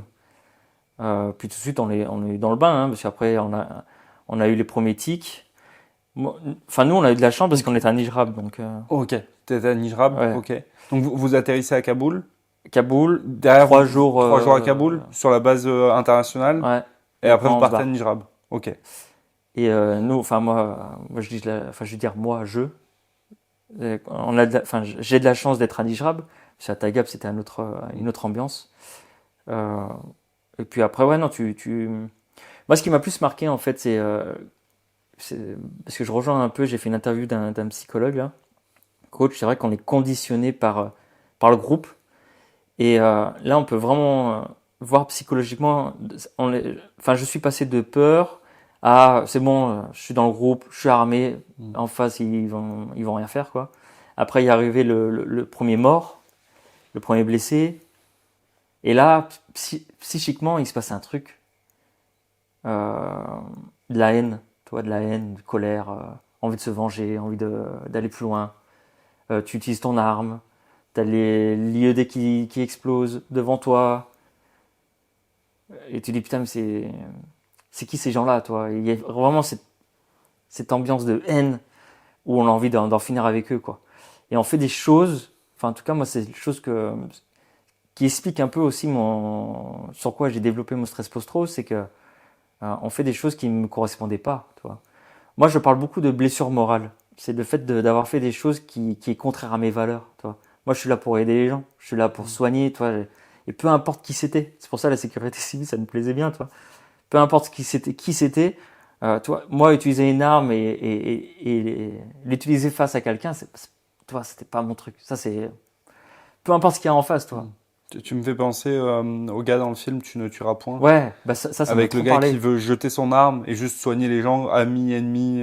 Et ben ça me parlait, mais ça je connaissais pas du tout. Et c'est ce film-là qui m'a fait comprendre que c'est peut-être ça que j'avais le même état d'esprit. Et après on est pris dans le groupe, on est pris dans cette haine, et tu fais des choses qui ne correspondent pas à ce que tu es quoi. Mais je crache pas sur tout ce que Qu'est-ce j'ai que fait. tu as fait qui t'a En fait, pas plu et marqué? il y a plein d'événements qui fait que ça a marqué. C'est pour ça que, comparé à tous ceux que j'ai interviewés, toi, Usbin, c'est bon. Tu dis Usbin, le gars il a compris. Il se passait un événement, boum, boum. Moi, c'est plus des petits événements qui a fait que c'était une accumulation de tout ça, quoi. Euh, et toi, je pourrais dire que c'est la Chicom qui est passée juste au-dessus de ma tête. Mais est-ce que c'est ça? Je sais pas. Est-ce que c'est l'IED on est posté, ça fait, je sais pas, 48 heures qu'on est en mission, on a froid, on en a marre, toi. Moi, j'attendais que le soleil se lève. Je fais comme ça, il va nous réchauffer, toi. Et on voit faut que je fasse attention à mes mots, mais un civil, un Pashtun, qui passe comme ça, il passe, mais je sais pas, il a un air un peu bizarre, quoi. Et on reçoit l'ordre de partir. Donc, tout content, on rentre dans le VAB, ordre contre ordre, on ressort du VAB, on se remet en position, je suis dégoûté. C'est dans le VAB, ils ont chaud, toi t'es là, comme ça. Et ils disent qu'en fait, on part pas en tête, c'est les GCM ou P, je sais plus. En tout cas, c'est les groupes commandos qui passent en tête. Ils passent en tête, et là, boum, IED. Et là, je regarde mon pote. Là, normalement, c'est nous, là. Et nous, on était mortiers. On avait tous les obus dans le VAB. Si nous, on pétait, bon, eux, ils ont de la chance. Il y a eu blessés, il n'y a pas eu de mort. C'est le VAB qui s'est retourné. Du coup, tu vois, grosse pression. On se dit, putain, mais si on se fait sauter, nous, on a les obus. Là, C'est le hasard de la vie. Le hasard de la vie, Ouais. quoi. Et là, il y a les mauvaises questions qui arrivent. Et si, toi. Oh là là, toi, il y a Il y plein a une d'événements embuscade comme ça. derrière ou c'était un IED seul? Pas d'embuscade, rien. Ok. On a de la chance. Ouais. Et ce qui fait dire que moi, là, quand j'ai fait de l'EMDR, donc l'EMDR, c'est une technique thérapeutique. Moi, ce qui s'est passé après l'Afghan, moi, j'ai tout effacé. Toi, j'avais plus vraiment de souvenirs. Par contre, j'ai des potes, ils se souviennent de tout, quoi. Les lieux, tout. Moi, c'est très vaste. L'EMDR m'a fait ressortir un seul truc qui m'a juste marqué, et c'est bête, hein, pour dire que, comme quoi le cerveau. On est jour de QRF. Donc QRF, t'es en alerte. Il y a une mission qui se passe. Il y a un tic. Donc tic, il y a un échange de tir. Ouais, quelqu'un qui tire, ou un mec qui arrive, qui est Bien. détecté et ça Voilà. tire. Donc ils se font tiquer, donc ils se font embusquer. Il y a une embuscade. Et nous, on est de QRF. Donc nous, on apprend ça, on s'habille et tout, on est dans le VAB et tout. Puis on attend, on attend, et on se dit, on y va. On l'entendait en plus. Et là, on reçoit pas l'ordre d'y aller, toi. Grosse frustration, toi. On est là, putain. Et là, on entend blessé. Alpha, je sais plus combien. Alpha 47, parce qu'on avait tous un numéro. Là, putain, il y a un blessé. Et nous, on comprenait pas pourquoi on partait pas. Ils avaient besoin d'un renfort et nous, on partait pas. Et là, encore aujourd'hui, je comprendrais pas. Et puis, ça sert plus à rien de comprendre, mais bon. Et c'est ça qui m'a fait ressortir. C'est qu'on n'est pas parti. Il y a eu un blessé. Justement, j'ai fait l'interview sur ma chaîne YouTube. Il y a une Claret. Et moi, j'étais là. Moi, Loxane, j'étais pas là, toi. J'étais pas là pour le secourir. Et puis, il me raconte tout, toi, dans l'interview. Mais à ce moment-là, toi, tu dis, putain, fais chier, quoi. Et là, il y a vraiment une grosse haine qui arrive. Et ils rentrent tous. Et on voit la section, on va les voir, on essaie de les soutenir, toi. Et là, on voit la frag, plein de trous, du sang. Je vois le regard des autres. Toi, je sais pas comment, il y a une atmosphère un peu bizarre. Un silence, mais un silence. Et en même temps, tu as envie de savoir, c'est ça? Tu veux J'ai envie de savoir, ça. Alors, je sais pas si j'ai envie de savoir parce que je sais que voilà, je respecte les silences, toi. Oui, mais en fait, tu as cette envie de savoir là, mais t'oses pas demander. Tu Et te puis, dis, oui, je peux pas. Oui, Et toi, en tant qu'Oxane, tu te dis, c'est quoi la situation médicale du gars? c'est quoi Et ouais, tu exactement. veux savoir, est-ce que tu aurais pu intervenir? Et tu as ce besoin de comprendre. Et en même temps, cette frustration, peut-être contre tes chefs, c'est ça? De pas avoir eu l'ordre d'intervenir? Ouais, chef. Ouais, mes chefs, ou l'incompréhension de la décision, globale, ouais. la décision, quoi. Ok. Plutôt globale. J'avais pas une tête précise. Oui. La décision, ouais, la décision globale, que, ouais, je comprenais pas pourquoi on n'était pas parti. Là, il y a la frag, les gars, il est en sang. Ouais, grosse. Et c'est ça qui m'a fait ressortir le plus, toi. C'est le fait d'être impuissant et c'est bête parce que au fond de moi, parce que faut parler quand même le côté égoïsme de l'humain, c'est que il y a cette partie, j'aurais dû y être, et puis il y a l'autre partie, non, heureusement que tu n'y étais pas. Parce que ça se trouve, c'était toi. Et il y a ces deux voies-là, c'est horrible. Parce qu'il y a, tu vois, on a eu un décès, tout de suite, enfin, en tout cas, moi, je le vis comme ça, c'est qui? On te donne le nom, je le connais pas. Tu vois, mais c'est con. Ouais. Waouh, putain, je le connais pas. Enfin, moi, j'ai eu ce réflexe-là. Et je pense qu'il y en a beaucoup qui l'ont eu. Mais Et le côté humain. Ouais. C'est humain. Faut Et, pas s'en dans vouloir. ta quête, on s'en veut de penser ça, toi. Toi, c'est cette gymnastique psychologique. On est fraternel avec l'armée, on est fraternel entre militaires, mais on est amis, on est proche de ceux qu'on connaît. Ouais. Et c'est comme quand on perd quelqu'un de sa famille, ça fait plus mal que si c'est son voisin ou quoi. C'est normal. Exactement. Il y a un attentat, il y a un truc qui se passe, il y a personne de sa famille. Ah merde, il s'est passé ça, mais ok, on passe. Ah, j'ai perdu mon père. On va y penser pendant toute sa vie. C'est pas du tout la même chose, donc c'est normal. Il faut pas s'en vouloir de penser ça. Maintenant, comment s'est terminée cette histoire? Donc, il a pas survécu. Si, il a survécu. Donc là, très vite, Paris, prise en charge. Ouais. De toute façon, il en parle beaucoup. Enfin, il parle de tout sur son Ah, interview. c'est celui, oui, que tu as eu en interview. Ouais. Ok. Donc, c'est de la petite coup de pub, si vous voulez savoir plus. Donc, dans la grosse chance, il s'en sort. Mais il y a tout la fin de mission, quoi. La fin de mission, ouais, c'est la haine. La haine. Du coup, quand il y avait quelque chose qui se passait, on voulait, quoi. La haine, donc, envers les talibans. Ouais. Ok. Envers les talibans. Et voilà, on veut en finir. Il y a tout cet impact psychologique. Et puis en plus, t'es fatigué, tu dors pas beaucoup. Nous, on sortait tous les jours. Hein. On avait un rythme de vie. Les Américains, ils hallucinaient, quoi. Eux, ils sortaient de temps en temps. Bon, après, ils sont là pour 2-3 ans, mais nous, on sortait tous les jours. Ils restent 3 ans sur place. Eux, ils font des mandats de 2 ans, ouais. J'avais discuté avec un Américain, je parle pas du tout anglais en plus. Et j'avais compris quoi. Lui, il avait fait 1 an en Irak et là, il partait pour 1 an en Afghanistan. Ouais, un an, ça je savais. Mais 3 ans, putain. Alors je dis 2-3 ans, mais peut-être c'est peut-être. Non, mais il y en a peut-être certains, que ça ouais. Bon, en tout cas, lui, il partait pour 2 ans. Ouais. Ok. C'est des longs mandats. Ouais, là, je comprends pourquoi ils sortent moins souvent. Mais nous, ouais, on faisait 6 mois, on était tout le temps à fond, quoi. Et voilà, grosse expérience opérationnelle.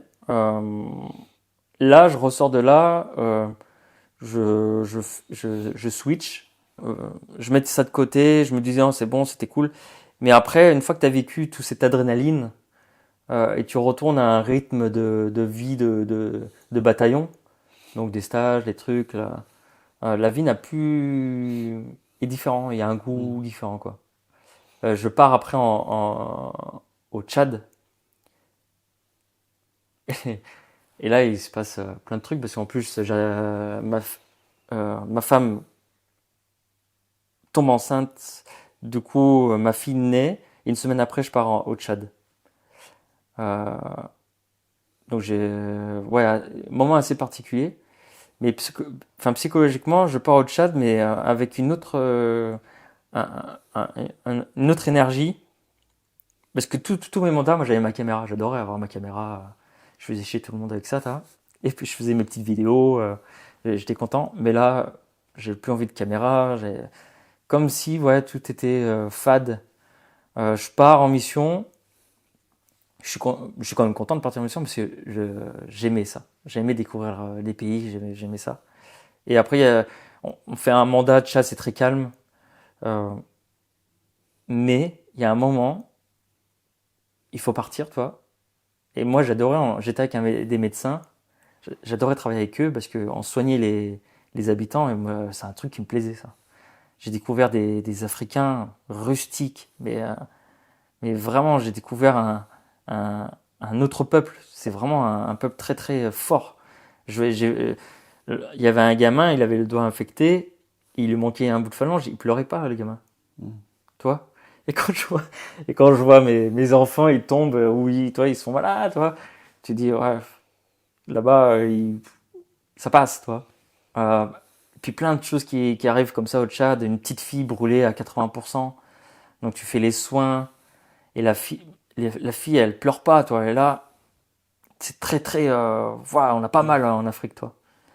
Tu fais, voilà, tu découvres d'autres, je sais pas comment dire, d'autres façons de vivre. Ils sont vraiment dans la rusticité, quoi. Après, après tout ça, il est moment de partir et il y a un moment, je disais, j'ai pas envie de rentrer. J'avais pas envie de rentrer en France, je voulais rester. Je voulais plus être en France. Comme si j'anticipais ce qui allait se passer, toi. Parce qu'en France, c'était très calme, très voilà. Après tout ce, je pense que c'est l'Afghan qui m'a vraiment brassé. Et avoir un enfant, une maison, se marier, avoir un chien, tu vois, avoir la et puis partir de temps en temps en mission. Il y a un truc qui collait plus, il y avait un truc qui déconnait. Et du coup, j'étais vachement dans le déni. J'ai commencé à boire beaucoup parce que c'est que l'alcool qui me calmait. Et, euh, et ma femme me demandait de rester, d'arrêter de partir en mission. Chose que j'aimais, toi. Du coup, bah, je me dis, bon, je dis non à des missions. Quand tu dis non à une mission, c'est un refus d'ordre, au bout d'un moment. Et moi, j'avais de la chance parce que, enfin, de la chance. On m'a pas trop fait chier, mais à un bout d'un moment, on m'a dit, tu risques d'être puni pour ça, pour refus de mission, parce qu'on m'a dit de partir en Côte d'Ivoire. Et moi, j'ai dit non, non. En plus, après, j'ai eu trois enfants, donc j'ai eu des jumeaux. Et je dis non, je dois rester pour mes enfants et tout ça. Et ils avaient besoin d'Oxane. Donc il y avait un milieu, toi, pro et perso, qui était très conflit, toi. Un côté, ouais, reste en France, et puis l'autre côté, on te dit non, pars. Donc c'était très inconfortable. Et toi et moi, je veux quoi? Je sais pas. Gros doute. Donc je refuse la Côte d'Ivoire. Mais au fond, toi, je me dis, mais heureusement que je suis pas parti. Parce que j'ai trouvé l'excuse comme quoi ma femme était en difficulté, 3 enfants et tout ça.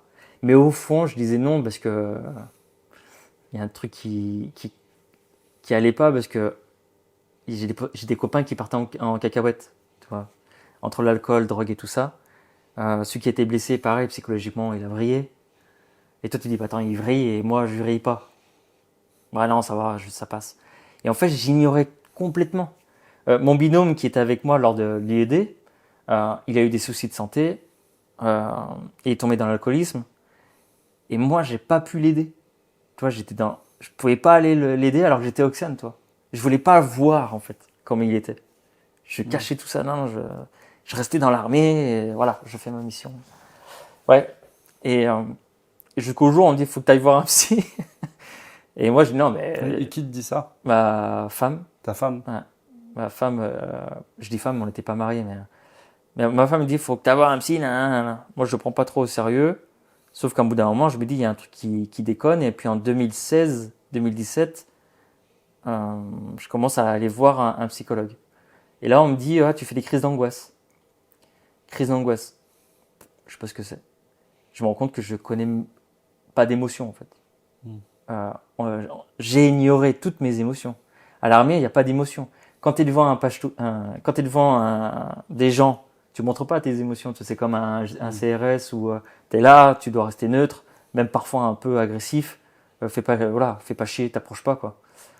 Donc tu caches tout ça. Même avec tes potes, toi, tu caches. Pleurer, on pleure pas chez nous. Tu vois, les Alpins, on pleure pas. Et du coup, on stocke. Et donc, du coup, je faisais des crises d'angoisse. Et ma crise d'angoisse, ça arrivait la première fois, c'était pendant que je faisais les courses. Sueur, tremblement, grosse boule au ventre. Et je suis avec ma fille qui est assise sur le caddie. Et puis, toi, je commence à pousser le caddie derrière et puis je me barre, quoi. Et je me dis, qu'est-ce qui m'arrive, quoi. Et puis, il y a ma femme qui arrive, elle m'engueule. Parce que j'ai fait n'importe quoi. Et du coup, ça m'a pas aidé le fait qu'elle m'engueule. Déjà que moi, j'arrivais pas à me comprendre. Et c'est là où j'ai compris, ouais, je faisais des crises d'angoisse. Mais là aussi, toi, même avec ça, je vais pas aller chercher plus loin. Ouais, bah ça va passer. 2016, 2017, je divorce, je me retrouve au BCC. Donc le BCC, c'est les chambres En régiment. En régiment, donc des chambres solo. Donc j'ai la chance, en tant que caporal-chef, d'avoir une chambre au BCC, parce qu'avant, c'était... Il faut qu'il y ait de la place, c'est pas évident. De la place, et puis c'est surtout pour les sous-offs. Donc ouais, j'ai de la chance, j'ai une chambre. Puis ouais, après je me retrouve tout seul au BCC. J'ai la garde des enfants une semaine. au début, mais après, c'est... Attends, Ah, comment, ah, quand ouais. les enfants ils sont chez toi?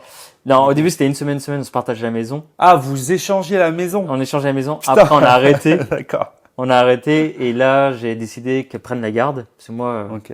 je... J'avais jamais vu ce modèle familial là Ouais, de ouais. les enfants restent au même endroit et les parents Et les parents les qui... parents ouais. déménagent. Ok, c'est Bah, marrant. j'avais découvert ça et j'ai trouvé ça top, sauf que ça n'a pas fonctionné. Bah, ça doit être compliqué parce que ouais, Il faut changer. certaines règles.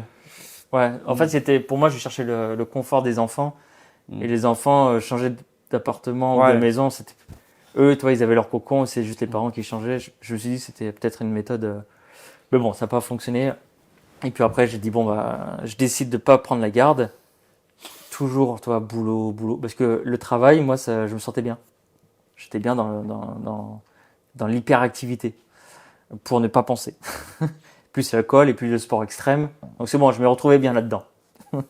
Et après, au bout d'un moment, bah, le corps il lâche. 2019, il lâche complètement. Pourtant, malgré tout ça, toi, j'ai fait la formation de formateur de formateur. C'est des formations qui m'ont vraiment, vraiment aidé dans mon parcours. Du fait que ça a appris beaucoup sur moi et le fait d'avoir un poste à la fin au BOI, quoi. C'est vrai que je m'écarte sur la santé.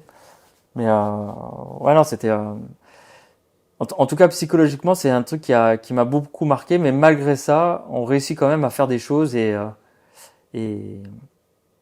en fait, à valider un peu nos formations, les stages, quoi. Donc, ouais. Bien sûr.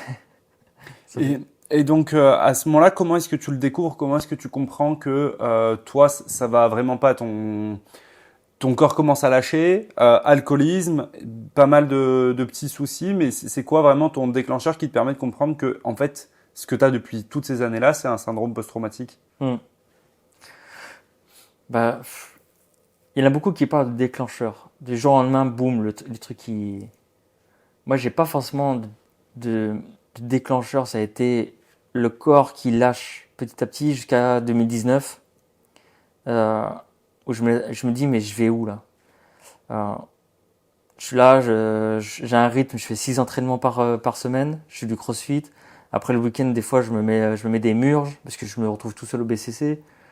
Je vais où, quoi? Et puis je bosse, et puis j'aime ce que je fais, hein. Mais je bosse dans la formation, je fais des formations de secourisme, c'est un truc que j'aime bien. Mais entre les gardes, enfin, moi, il y a tout qui s'accumule et à un bout d'un moment, faut que ça s'arrête. Et là, dans ma folie, je déserte. Je déserte parce que je trouvais pas de moyen de sortie. J'ai cherché de partout, toi. Je me dis, bah attends, comment sortir de l'armée? Mais heureusement que j'ai pas déserté parce que j'aurais été vraiment dans la merde, hein. D'autres l'ont fait et ils ont payé le prix. Et là, du coup, je me dis, bon, faut que j'arrête. Je veux voir un psychiatre et puis, du coup, je me mets en arrêt maladie. Le fait d'être en arrêt maladie, t'abandonnes tes potes, quoi. Il y a cet abandon, toi qui as toujours été pour. Là, t'abandonnes un bataillon, toi. T'abandonnes. Et là, enfin, moi, j'ai très très mal vécu parce que, du coup, tu te rends compte que, ben, t'es seul. J'étais content parce que j'ai reçu des messages de soutien, donc pour dire qu'il y a quand même des gars qui te soutiennent. Mais moi, ce qui m'a fait mal, c'était le fait que mon binôme, lui, il est parti en cacahuète, et moi, j'étais Oxane, et j'étais dans le bureau. Ça m'a marqué, ça. J'étais dans le bureau, et puis arrêt maladie, on avait tous les arrêts maladie. Et à l'époque, quand quelqu'un était en arrêt maladie, tout de suite, c'était un cassos, c'était une merde et tout ça, tout de suite dans la case poubelle. Moi, ça m'avait marqué, parce que mon binôme, c'était un très bon coureur. Il était bon partout, toi. Il était bon. Il était vraiment le gars de la compagnie, très waouh, c'est le gars, quoi. Et là, du jour au lendemain, c'est une merde. Et là, toi, ça m'a frappé, ça. Et quand je me suis mis en arrêt maladie, j'avais encore cette phrase-là. Je disais, putain, il doit dire la même chose, toi. Donc il y a ça, ce schéma qui se fait. Et du coup, je me suis considéré comme une merde, j'abandonne mes potes, quoi. Et là, il y a toute cette phase-là où tu te retrouves seul. Bon, moi, j'arrive devant la psychiatre, à Desgenettes, et je dis non, j'arrête. Et j'arrête, comment on fait? Je me casse. Je veux arrêter l'armée. Elle me dit, assieds-toi, respire, Là, tu as 6 mois, tu as le temps devant toi, prends le temps. Tu vois. Et en fait, je la remercie parce qu'elle m'a calmé dans ma folie, toi, je voulais arrêter, je me casse, toi, j'étais dans le brouillard et puis elle m'a dit, attends, pause, je suis posé, toi. Ça m'a aidé sur le fait d'être en colère. Et après, il y a toute cette période de solitude, toi. Tu te retrouves seul face à toi-même, face à ta bière, face à tes médicaments, tu sais pas quoi faire, tu tournes en rond, t'as pas de sens à ta vie. On t'envoie des coordonnées de la CABAT. Donc la CABAT, c'est la cellule d'aide aux blessés de l'armée de terre. Bon, tu les contactes. Mais toute cette période-là, c'était très particulier. Entre je dois m'en sortir, je dois trouver quelque chose, on me considère comme une merde. Tu vois. Donc voilà, parcours de santé très difficile pour moi. Et je suis pas le seul parce que ayant interviewé pas mal de vétérans, il y a ce parcours santé qui est psychiquement pas simple. Et ce qui a fait que durant tout ce temps, pendant 3-4 ans, je garde un rythme dégueulasse. Enfin, moi, il y a que le sport qui m'a. Heureusement que j'avais ça. Du coup, j'étais trop dans l'extrême. Mais heureusement que j'avais ça parce que ça me mettait en mouvement. J'aurais pu faire que l'alcool. Là, ça aurait été. Du coup, il y avait un mélange des deux.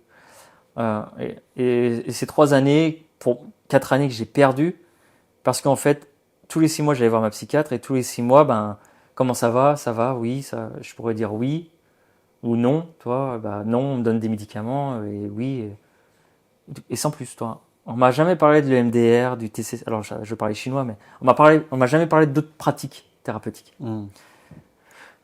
À bout d'un moment, je dis, mais attends, le lendemain de cuite, j'ai mal à la tête et je me regarde dans le miroir, je me dis, mais en fait, qui suis-je? Je suis qui? Quand on quitte l'armée, en fait, on quitte c'est vraiment particulier parce qu'on intègre, on imprègne des valeurs de l'armée. On a un grade, on a une fonction. Et puis on peut le voir aussi. Tu vois, quand tu vois un sous-off et un off, ou un MDR, un militaire du rang ou un officier, il y a une attitude qui est différente. Tu vois, on incarne le grade, le treillis. Quand on est première classe, on est première classe, on le joue. Tu vois, il y a un certain. Quand on est caporal-chef et que tu dois organiser une formation, je suis caporal-chef et j'incarne ça. Sauf que quand tu quittes l'armée, t'as plus ça, t'as plus d'uniforme. T'es qui? Du coup, qui suis-je? Impossible à répondre à cette question. Je sais pas qui je suis, je connais pas mes valeurs. Qu'est-ce qui est important pour moi? Non, ça, je sais même pas ce qui est important. Le stress post-traumatique fait qu'on n'a aucun plaisir. J'avais pas de plaisir à faire du sport. Le seul plaisir que j'avais, c'était de me revenir KO. Tu vois, je voulais revenir KO, je voulais pas plus penser quoi. Plus penser. S'oublier. Et le CrossFit, impeccable pour ça. Si tu connais un peu peut-être. Oui. Et il y a toute cette phase-là qui fait que le qui suis-je, c'est gros problème d'identité. Et je me dis, il faut que je trouve quelque chose, il faut que j'aille chercher. Et là, je me suis mis à enquêter, à chercher, comme un chercheur, toi. Je me dis, qu'est-ce que j'ai? Parce que durant ces 3 années, j'étais encore entre, ouais, ça va, j'ai rien. Mais j'ai rien. Toi, mon pote, il a eu 3 balles. Moi, j'ai rien. Donc, on se dit, ouais, non, c'est bon. Ça va passer. La psychiatre m'a dit qu'il faut que je me repose, ça va passer. Ça passe pas.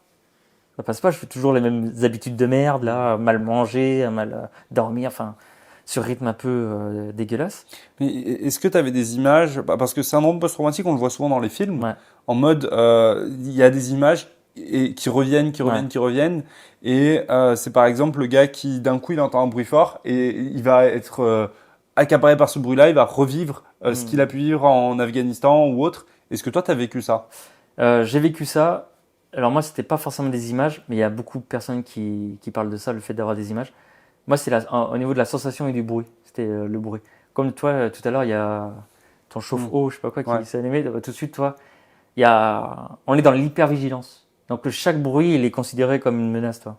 Et moi, ça s'est beaucoup calmé, ça. Mais malgré ça, toi, je garde le réflexe et un bruit.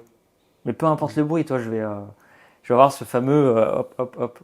Cette façon. Mais ça épuise. Ça épuise ton énergie. Donc j'ai eu ça, j'ai eu beaucoup d'angoisse, le fait qu'il y ait du monde, on est dans l'insécurité. On a besoin de sécurité quand on a un stress post-trau. En fait, on est tout le temps en insécurité. Pour nous, à chaque fois qu'on voit quelqu'un, c'est un danger. Et alors Mais ça, j'ai l'impression que c'est pour tous les militaires, pas que en SPT ou alors tous les militaires sont en syndrome post-traumatique. Mais moi, par exemple, j'aime pas être dans une foule parce que je me dis quelqu'un peut avoir un couteau, il peut se passer ça. Mais pourtant, j'ai jamais vécu d'action de feu, jamais vécu de choses vraiment traumatisantes. Mais le fait d'avoir été entraîné, de m'être préparé pour ça, le fait d'avoir fait du combat, de tirer avec des armes à feu, bah je sais ce qui peut se passer et du coup bah j'anticipe. Ouais. Mais c'est pas du tout un syndrome post-traumatique que j'ai. Donc qu'est-ce que toi tu as de plus? Est-ce que c'est simplement que c'est démultiplié? La seule différence là, c'est que nous c'est émotion. Ça nous prend. Il y a une sueur, ça nous prend. Il y a la boule. Ouais.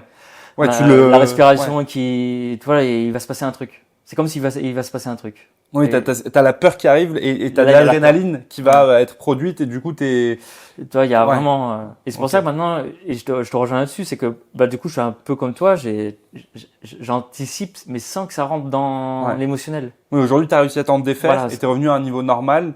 Et au petit SPT classique du militaire. Alors, si tu veux, ça peut non, mais il faut surtout pas. Non, je plaisante là-dessus, mais il faut certainement pas parler de SPT pour ça. Mais c'était pour bien faire la différence entre toi, ce que tu as vécu, qui est un syndrome post-traumatique, et la vigilance, on va dire un peu plus importante d'un militaire qui n'est pas du tout SPT. Donc toi, t'as vécu ça. T'avais ce stress-là un peu au quotidien. T'avais du coup au quotidien une vie qui avait plus de sens. Comment est-ce que tu t'en es sorti alors? Bah justement, c'est en cherchant. Du coup, je suis tombé sur un livre, Le corps n'oublie rien de Van der Kelk, Bessel van der Kelk. Ce livre-là, je le recommande beaucoup à ceux qui vivent des chocs de vie ou des moments difficiles. Pas forcément stress post-tro. Et là, j'ai commencé à lire ce livre et là, page par page, je me prends une gifle. Ah ouais, c'est ça le stress post-tro. Ah ouais, c'est ça en fait, ouais. Les symptômes, tous les symptômes. Ah oui, c'est vrai qu'il y a ça. Ouais. Ah oui, c'est vrai que je me réveille en plein milieu de la nuit, je suis en sueur. Mais sueur, c'est-à-dire que je suis obligé de tourner mon matelas. Tellement que j'ai perdu de l'eau. Et au début, je disais là, moi, c'est rien, j'ai dû me pisser dessus, toi. Le truc, non, je devais me changer, retourner le matelas, changer les matelas, retourner changer les draps et retourner le matelas parce que c'était trempé, quoi. Et ça, c'est des trucs, parce que moi, j'ai pas eu de problème en termes de cauchemar. J'ai eu de la chance mais par contre, j'avais ces nuits-là où je transpirais beaucoup et je me rendais pas compte que ma nuit était pas récupérante, quoi. Et là, ouais, là, je comprends plein de choses. Et là, je valide. Je commence à valider le fait que, oui, ok, là, j'ai un stress post-tro. Je me le cachais. Et le fait que j'accepte ça, que je dis, ok, j'ai ça, et que le livre, il me donne des solutions, des idées de solutions, comme le MDR, TCC, neurofeedback, théâtre, yoga,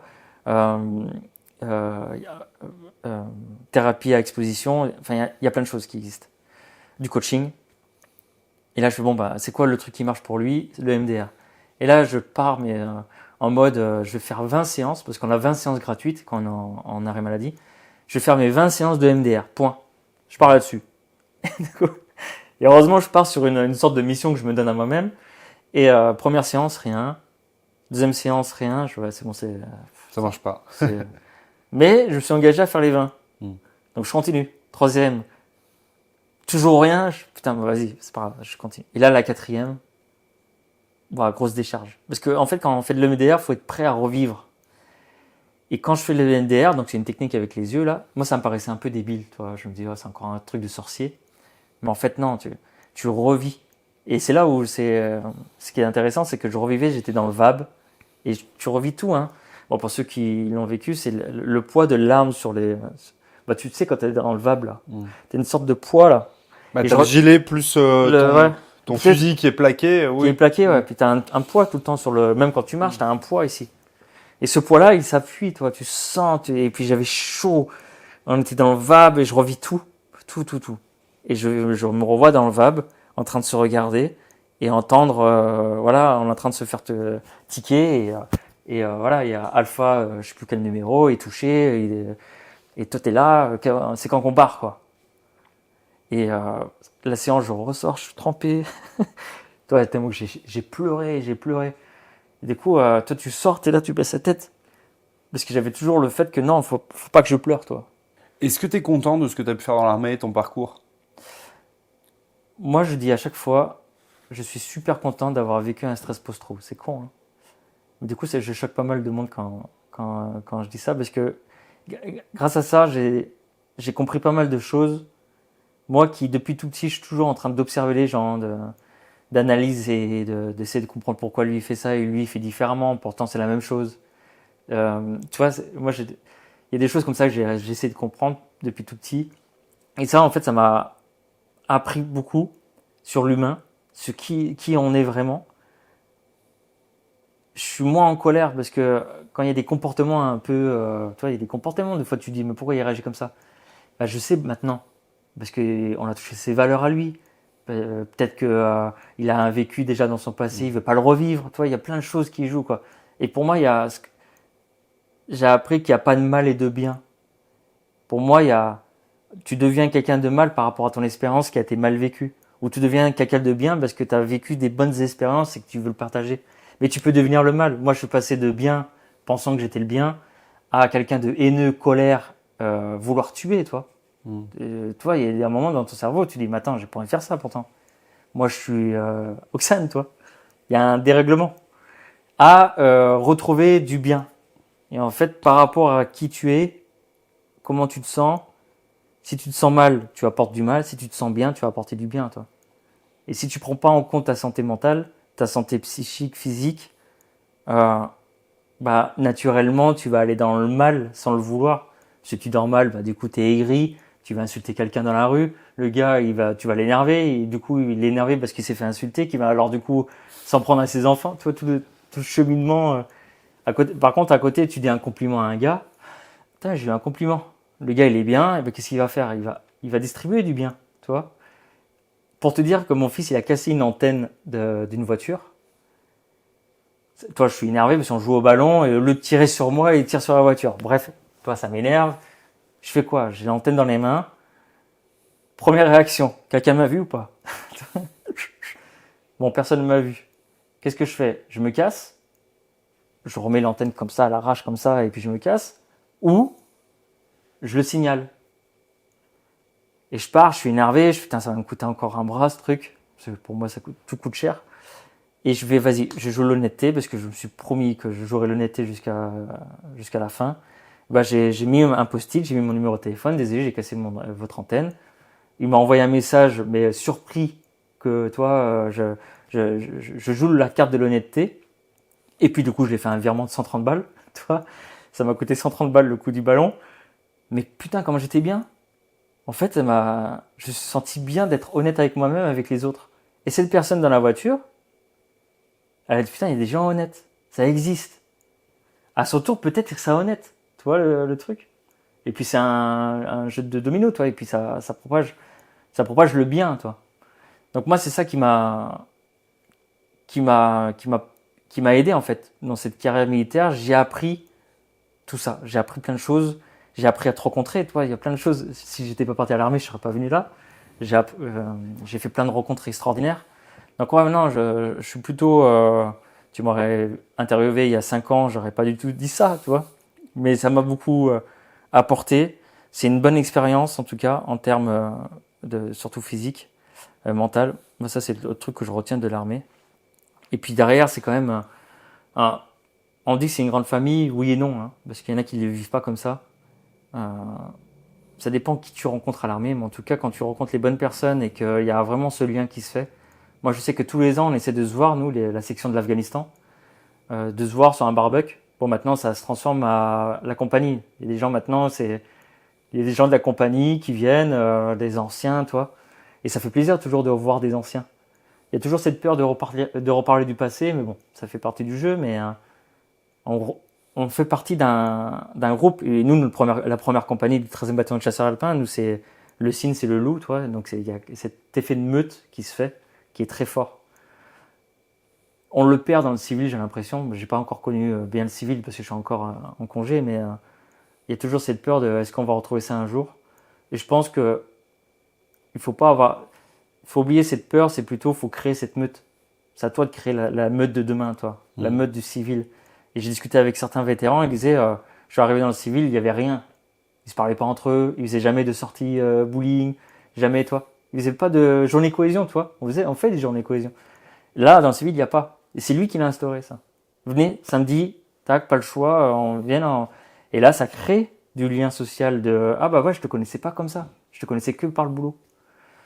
Donc on a cette capacité, nous, Milly, de comprendre ce que c'est vraiment la cohésion et la camaraderie. Ça c'est vrai. Moi, j'ai fait l'été dernier, j'ai fait une journée canoë avec deux gars de mon équipe plus un stagiaire que j'avais.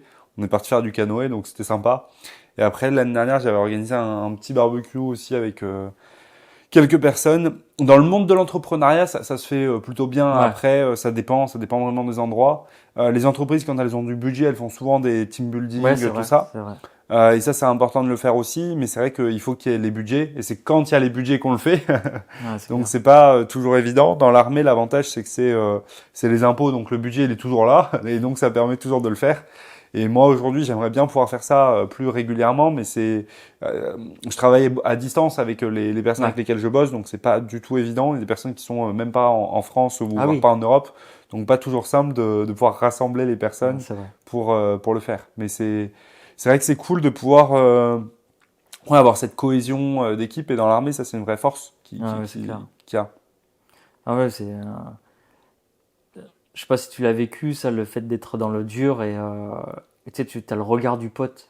Tu dis, ah putain, mais ouais, et qu'est-ce qu'on fout là, quoi. Tu sais, on est ensemble toi, t'es plein de boue, bah, ce feu. Enfin, moi, Ah, mais moi, il y a 50 000 moments où tu le vis. Ah ouais, tu te retournes et tu vois le gars qui, toi, en plus, on est tout maigre parce qu'on a mis, on a rien mangé.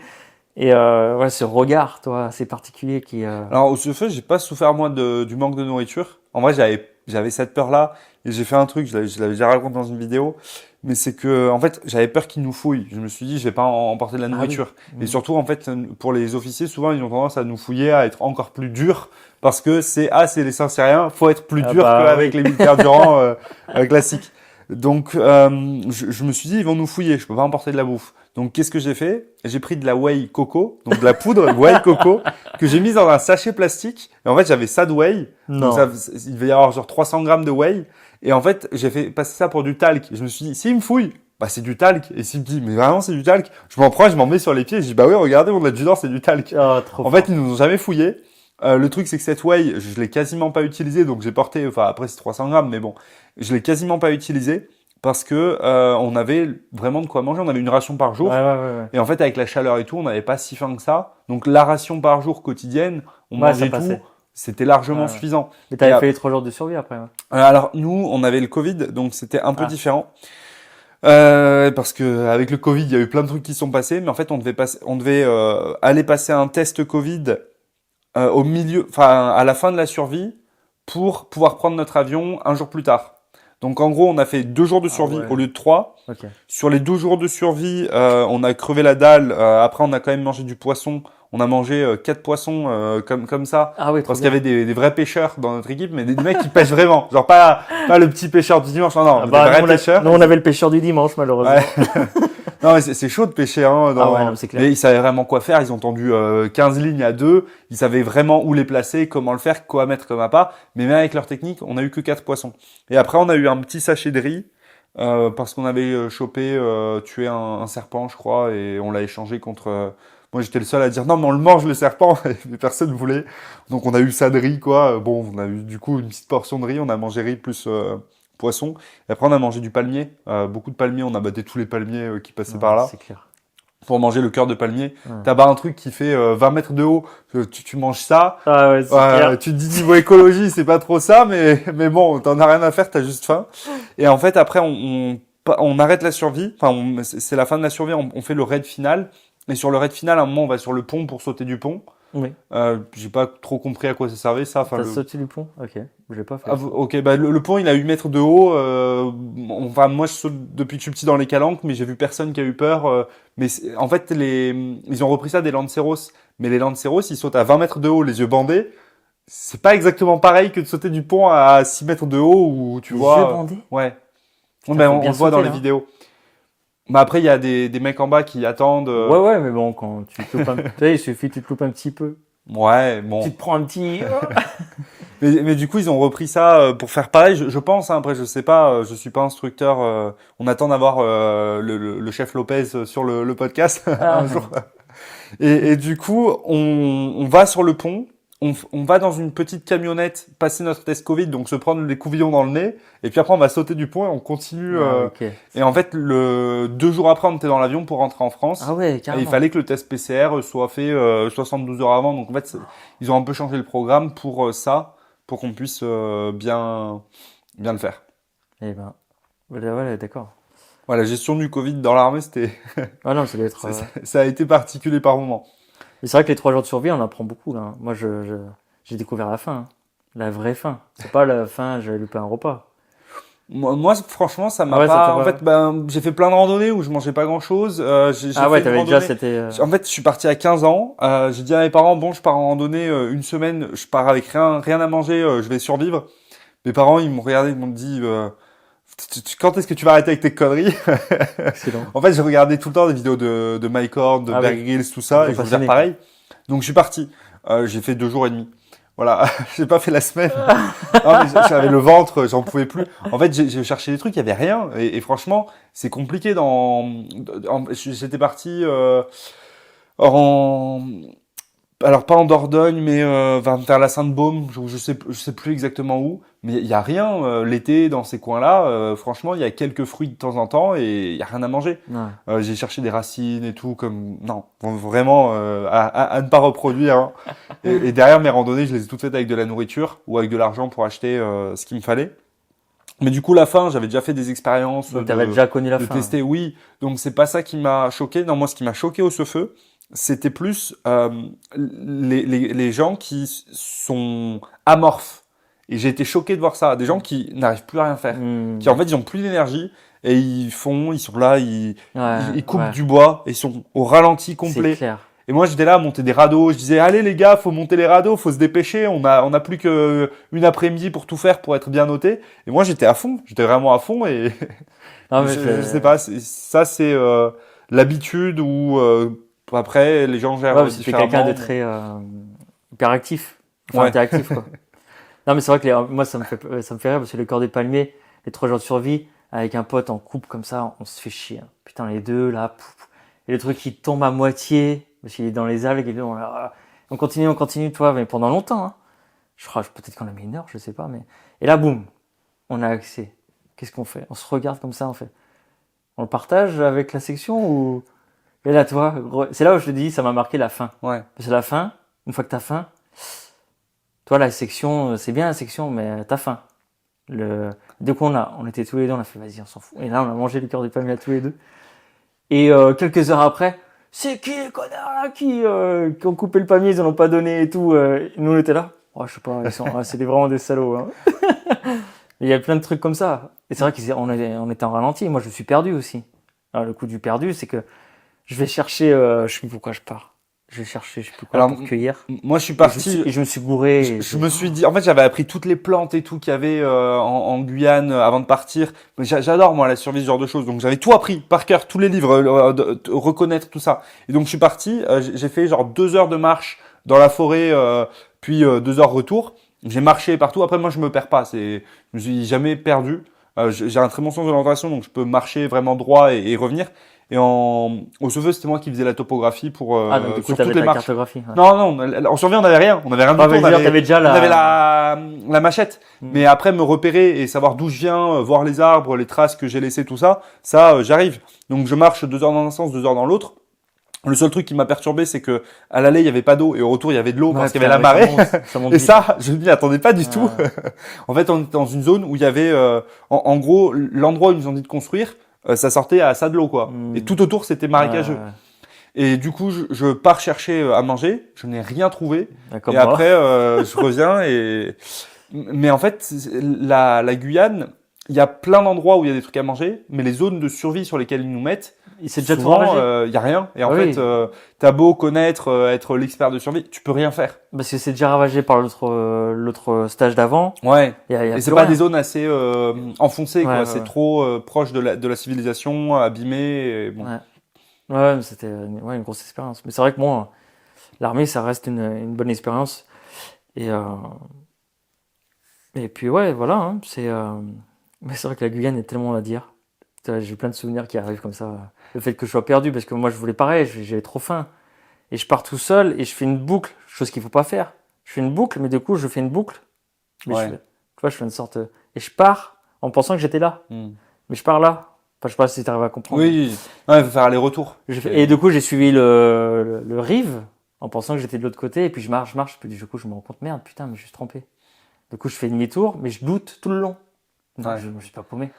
Et la première en chose qui vient à l'idée, c'est je vais me faire défoncer par mon chef de section. Mais alors, non, mais c'est pas ça, mais c'est que t'as vite fait te perdre. Mais les mecs, le temps qu'ils se rendent compte quand t'as 30 ou que je sais pas, c'est 30, 40, Ils auraient mis... tu mets peut-être une journée à te rendre compte Ah oui, que, c'est clair. ah bah tiens, le soir. mec il a disparu. Bah oui. Et derrière, le temps de contacter, qu'il y ait une recherche qui soit mise en place et que vraiment on se mette à te chercher pendant que toi tu continues à tourner en rond, ça peut prendre du temps. Bon, après, il y avait la rive, donc je m'inquiétais pas. Parce que Ouais. je savais que c'était soit droite ou gauche. Mais il y avait toujours cette inquiétude et dire, mais la première chose que j'ai eu en tête, c'était, putain, je vais me faire défoncer par mon chef de section. C'est fou quand même, comme quoi, il y a des chefs de section qui marquent. Et après, je tombe nez à nez avec mon binôme, qui était un Afghan. Et il était avec sa canne à pêche, là. Et moi, j'avais sifflé. Moi, je commençais à m'inquiéter. Je le vois. Et je t'ai pas entendu les coups de sifflet? Il me dit non. Et là, je me pose comme ça. Putain. Et t'es fatigué, t'es là, t'as plus d'énergie parce que t'as rien mangé, t'es tout maigre. Et à un moment, il y a la fatigue qui s'installe. Fatigue, on est nerveux. Il y a une photo de nous en Guyane, on monte notre ventre, on voit nos côtes. C'est marquant cette Guyane. Moi, je sais que ça m'a bien marqué. Mais toutes les missions sont marquantes. Je pense que pour un jeune qui veut s'engager, c'est une expérience. Et le fait que j'ai vu la différence entre une personne qui s'engage après avoir vécu dans le civil et le gars qui s'engage comme moi qui a connu que l'armée. J'ai fait mon BEP électrotechnique, j'ai fait 4 mois de bac pro et tout de suite je me suis engagé. Donc je connais pas le monde civil. Je trouve qu'il y a une différence quoi.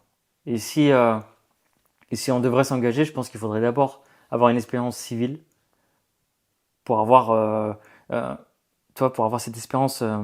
Je dis ça parce que quand tu sors de l'armée et tu connais pas le monde civil, ça pique. Pour la plupart je pense que commencer par après des militaires du rang, je parle. Après moi j'ai commencé, c'était le lycée militaire, mais c'est commencé directement par l'armée. Mais je pense que c'est une bonne chose.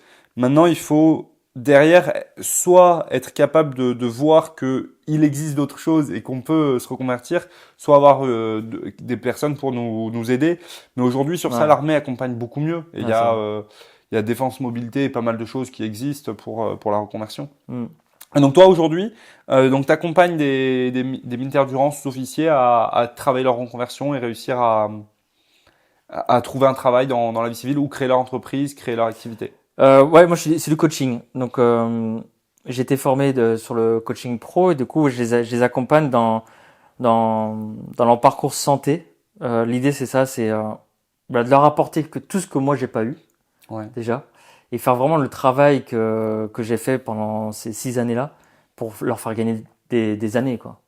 Faire travailler sur leurs valeurs, donc leur identité, travailler sur leur sens à la vie, travailler sur leur environnement, sur ce qu'ils veulent mettre en place dans leur vie, tu vois. Enfin, il y a tellement de domaines intéressants à travailler. Donc du coup, je les aide à se questionner, parce que du coup, du coaching, c'est du questionnement. J'apporte pas de conseils, c'est du conseil. J'apporte des questions. C'est des questions très ciblées par rapport à ce que la personne veut. Ça dépend en fait de l'objectif de la personne. Si la personne elle veut vivre, je sais pas, il y a tellement d'objectifs différents que je vais m'adapter en fait à sa vie. Et donc du coup, je les accompagne là-dessus. Et puis aussi dans la transition, parce que c'est vrai qu'il y a beaucoup de personnes qui suivent pas forcément une reconversion classique. Parce que j'entends du mal et du bien, donc bon, ça dépend des personnes, mais il y en a qui disent « Oh non, c'est bon, ma reconversion était top », d'autres qui me disent « Non ». On a tendance à se focaliser à leur diplôme. Ça, je trouve que c'est un défaut, mais j'ai pas envie de parler parce que c'est ce que j'entends. J'ai pas envie qu'on me dise « Ah, il a dit ça » alors que... En France, on regarde quand même pas mal les diplômes.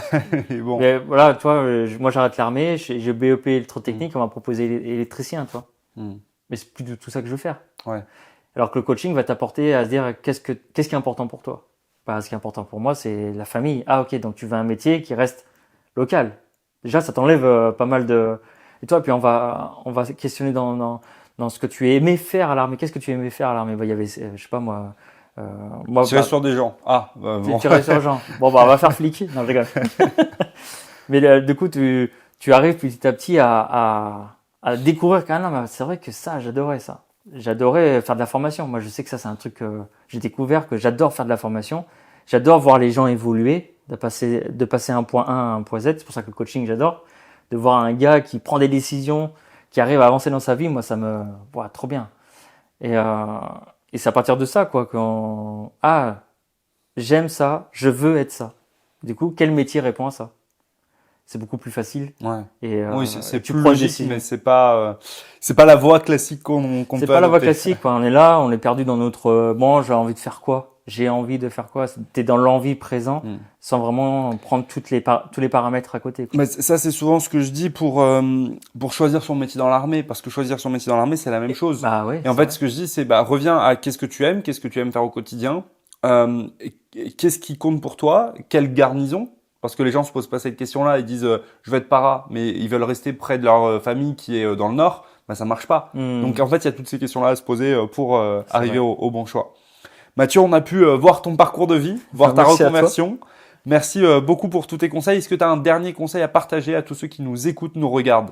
Et au passage, pensez à vous abonner, à mettre 5 étoiles au podcast si vous nous écoutez et à vraiment mettre la notification, la cloche sur YouTube pour ne pas rater les prochains épisodes. Sachant que tu as un public jeune, c'est ça? Ouais. Donc, quel serait le conseil pour un public jeune? Moi, je pense que je posais la question plus qu'est-ce que moi j'aurais voulu entendre quand sur un podcast à 18 ans, avant de m'engager peut-être. Il y a un truc que j'ai appris. J'ai beaucoup plus progressé quand j'étais accompagné. Que ce soit psy, coach, psychiatre, ami, mais pas n'importe quel ami. Pas un ami qui donne que des conseils. Un ami qui est à l'écoute. Après, ça c'est particulier, mais tu veux avancer dans ta vie, trouve les moyens un mentor, ouais, ou mentor. Trouve un moyen d'être accompagné pour te questionner sur qui tu es vraiment, quoi. Travaille vraiment le jeu avant de t'engager sur quoi que ce soit. Carrément. Et sur ça, c'est hyper important de se faire accompagner. Donc j'en profite pour en parler. On vous accompagne niveau sport et niveau mental pour tous ceux qui veulent devenir militaires. Là, tu parlais d'accompagnement sur le plan de qui on est au fond. Maintenant, nous, sur ça, on vous aide aussi, mais c'est surtout accompagnement physiologique, mental pour bien progresser. Et c'est clair qu'en étant accompagné, on va beaucoup plus vite. Moi, j'ai fait du sport à haut niveau. Je me suis jamais entraîné tout seul. J'ai toujours eu des coachs, j'ai toujours eu quelqu'un pour me guider, pour me dire là, on va faire ça comme ça. Là, ta programmation, ça doit être ça. C'est ça qui permet de progresser plus vite et d'atteindre ses objectifs. Donc, vous avez toutes les informations en description.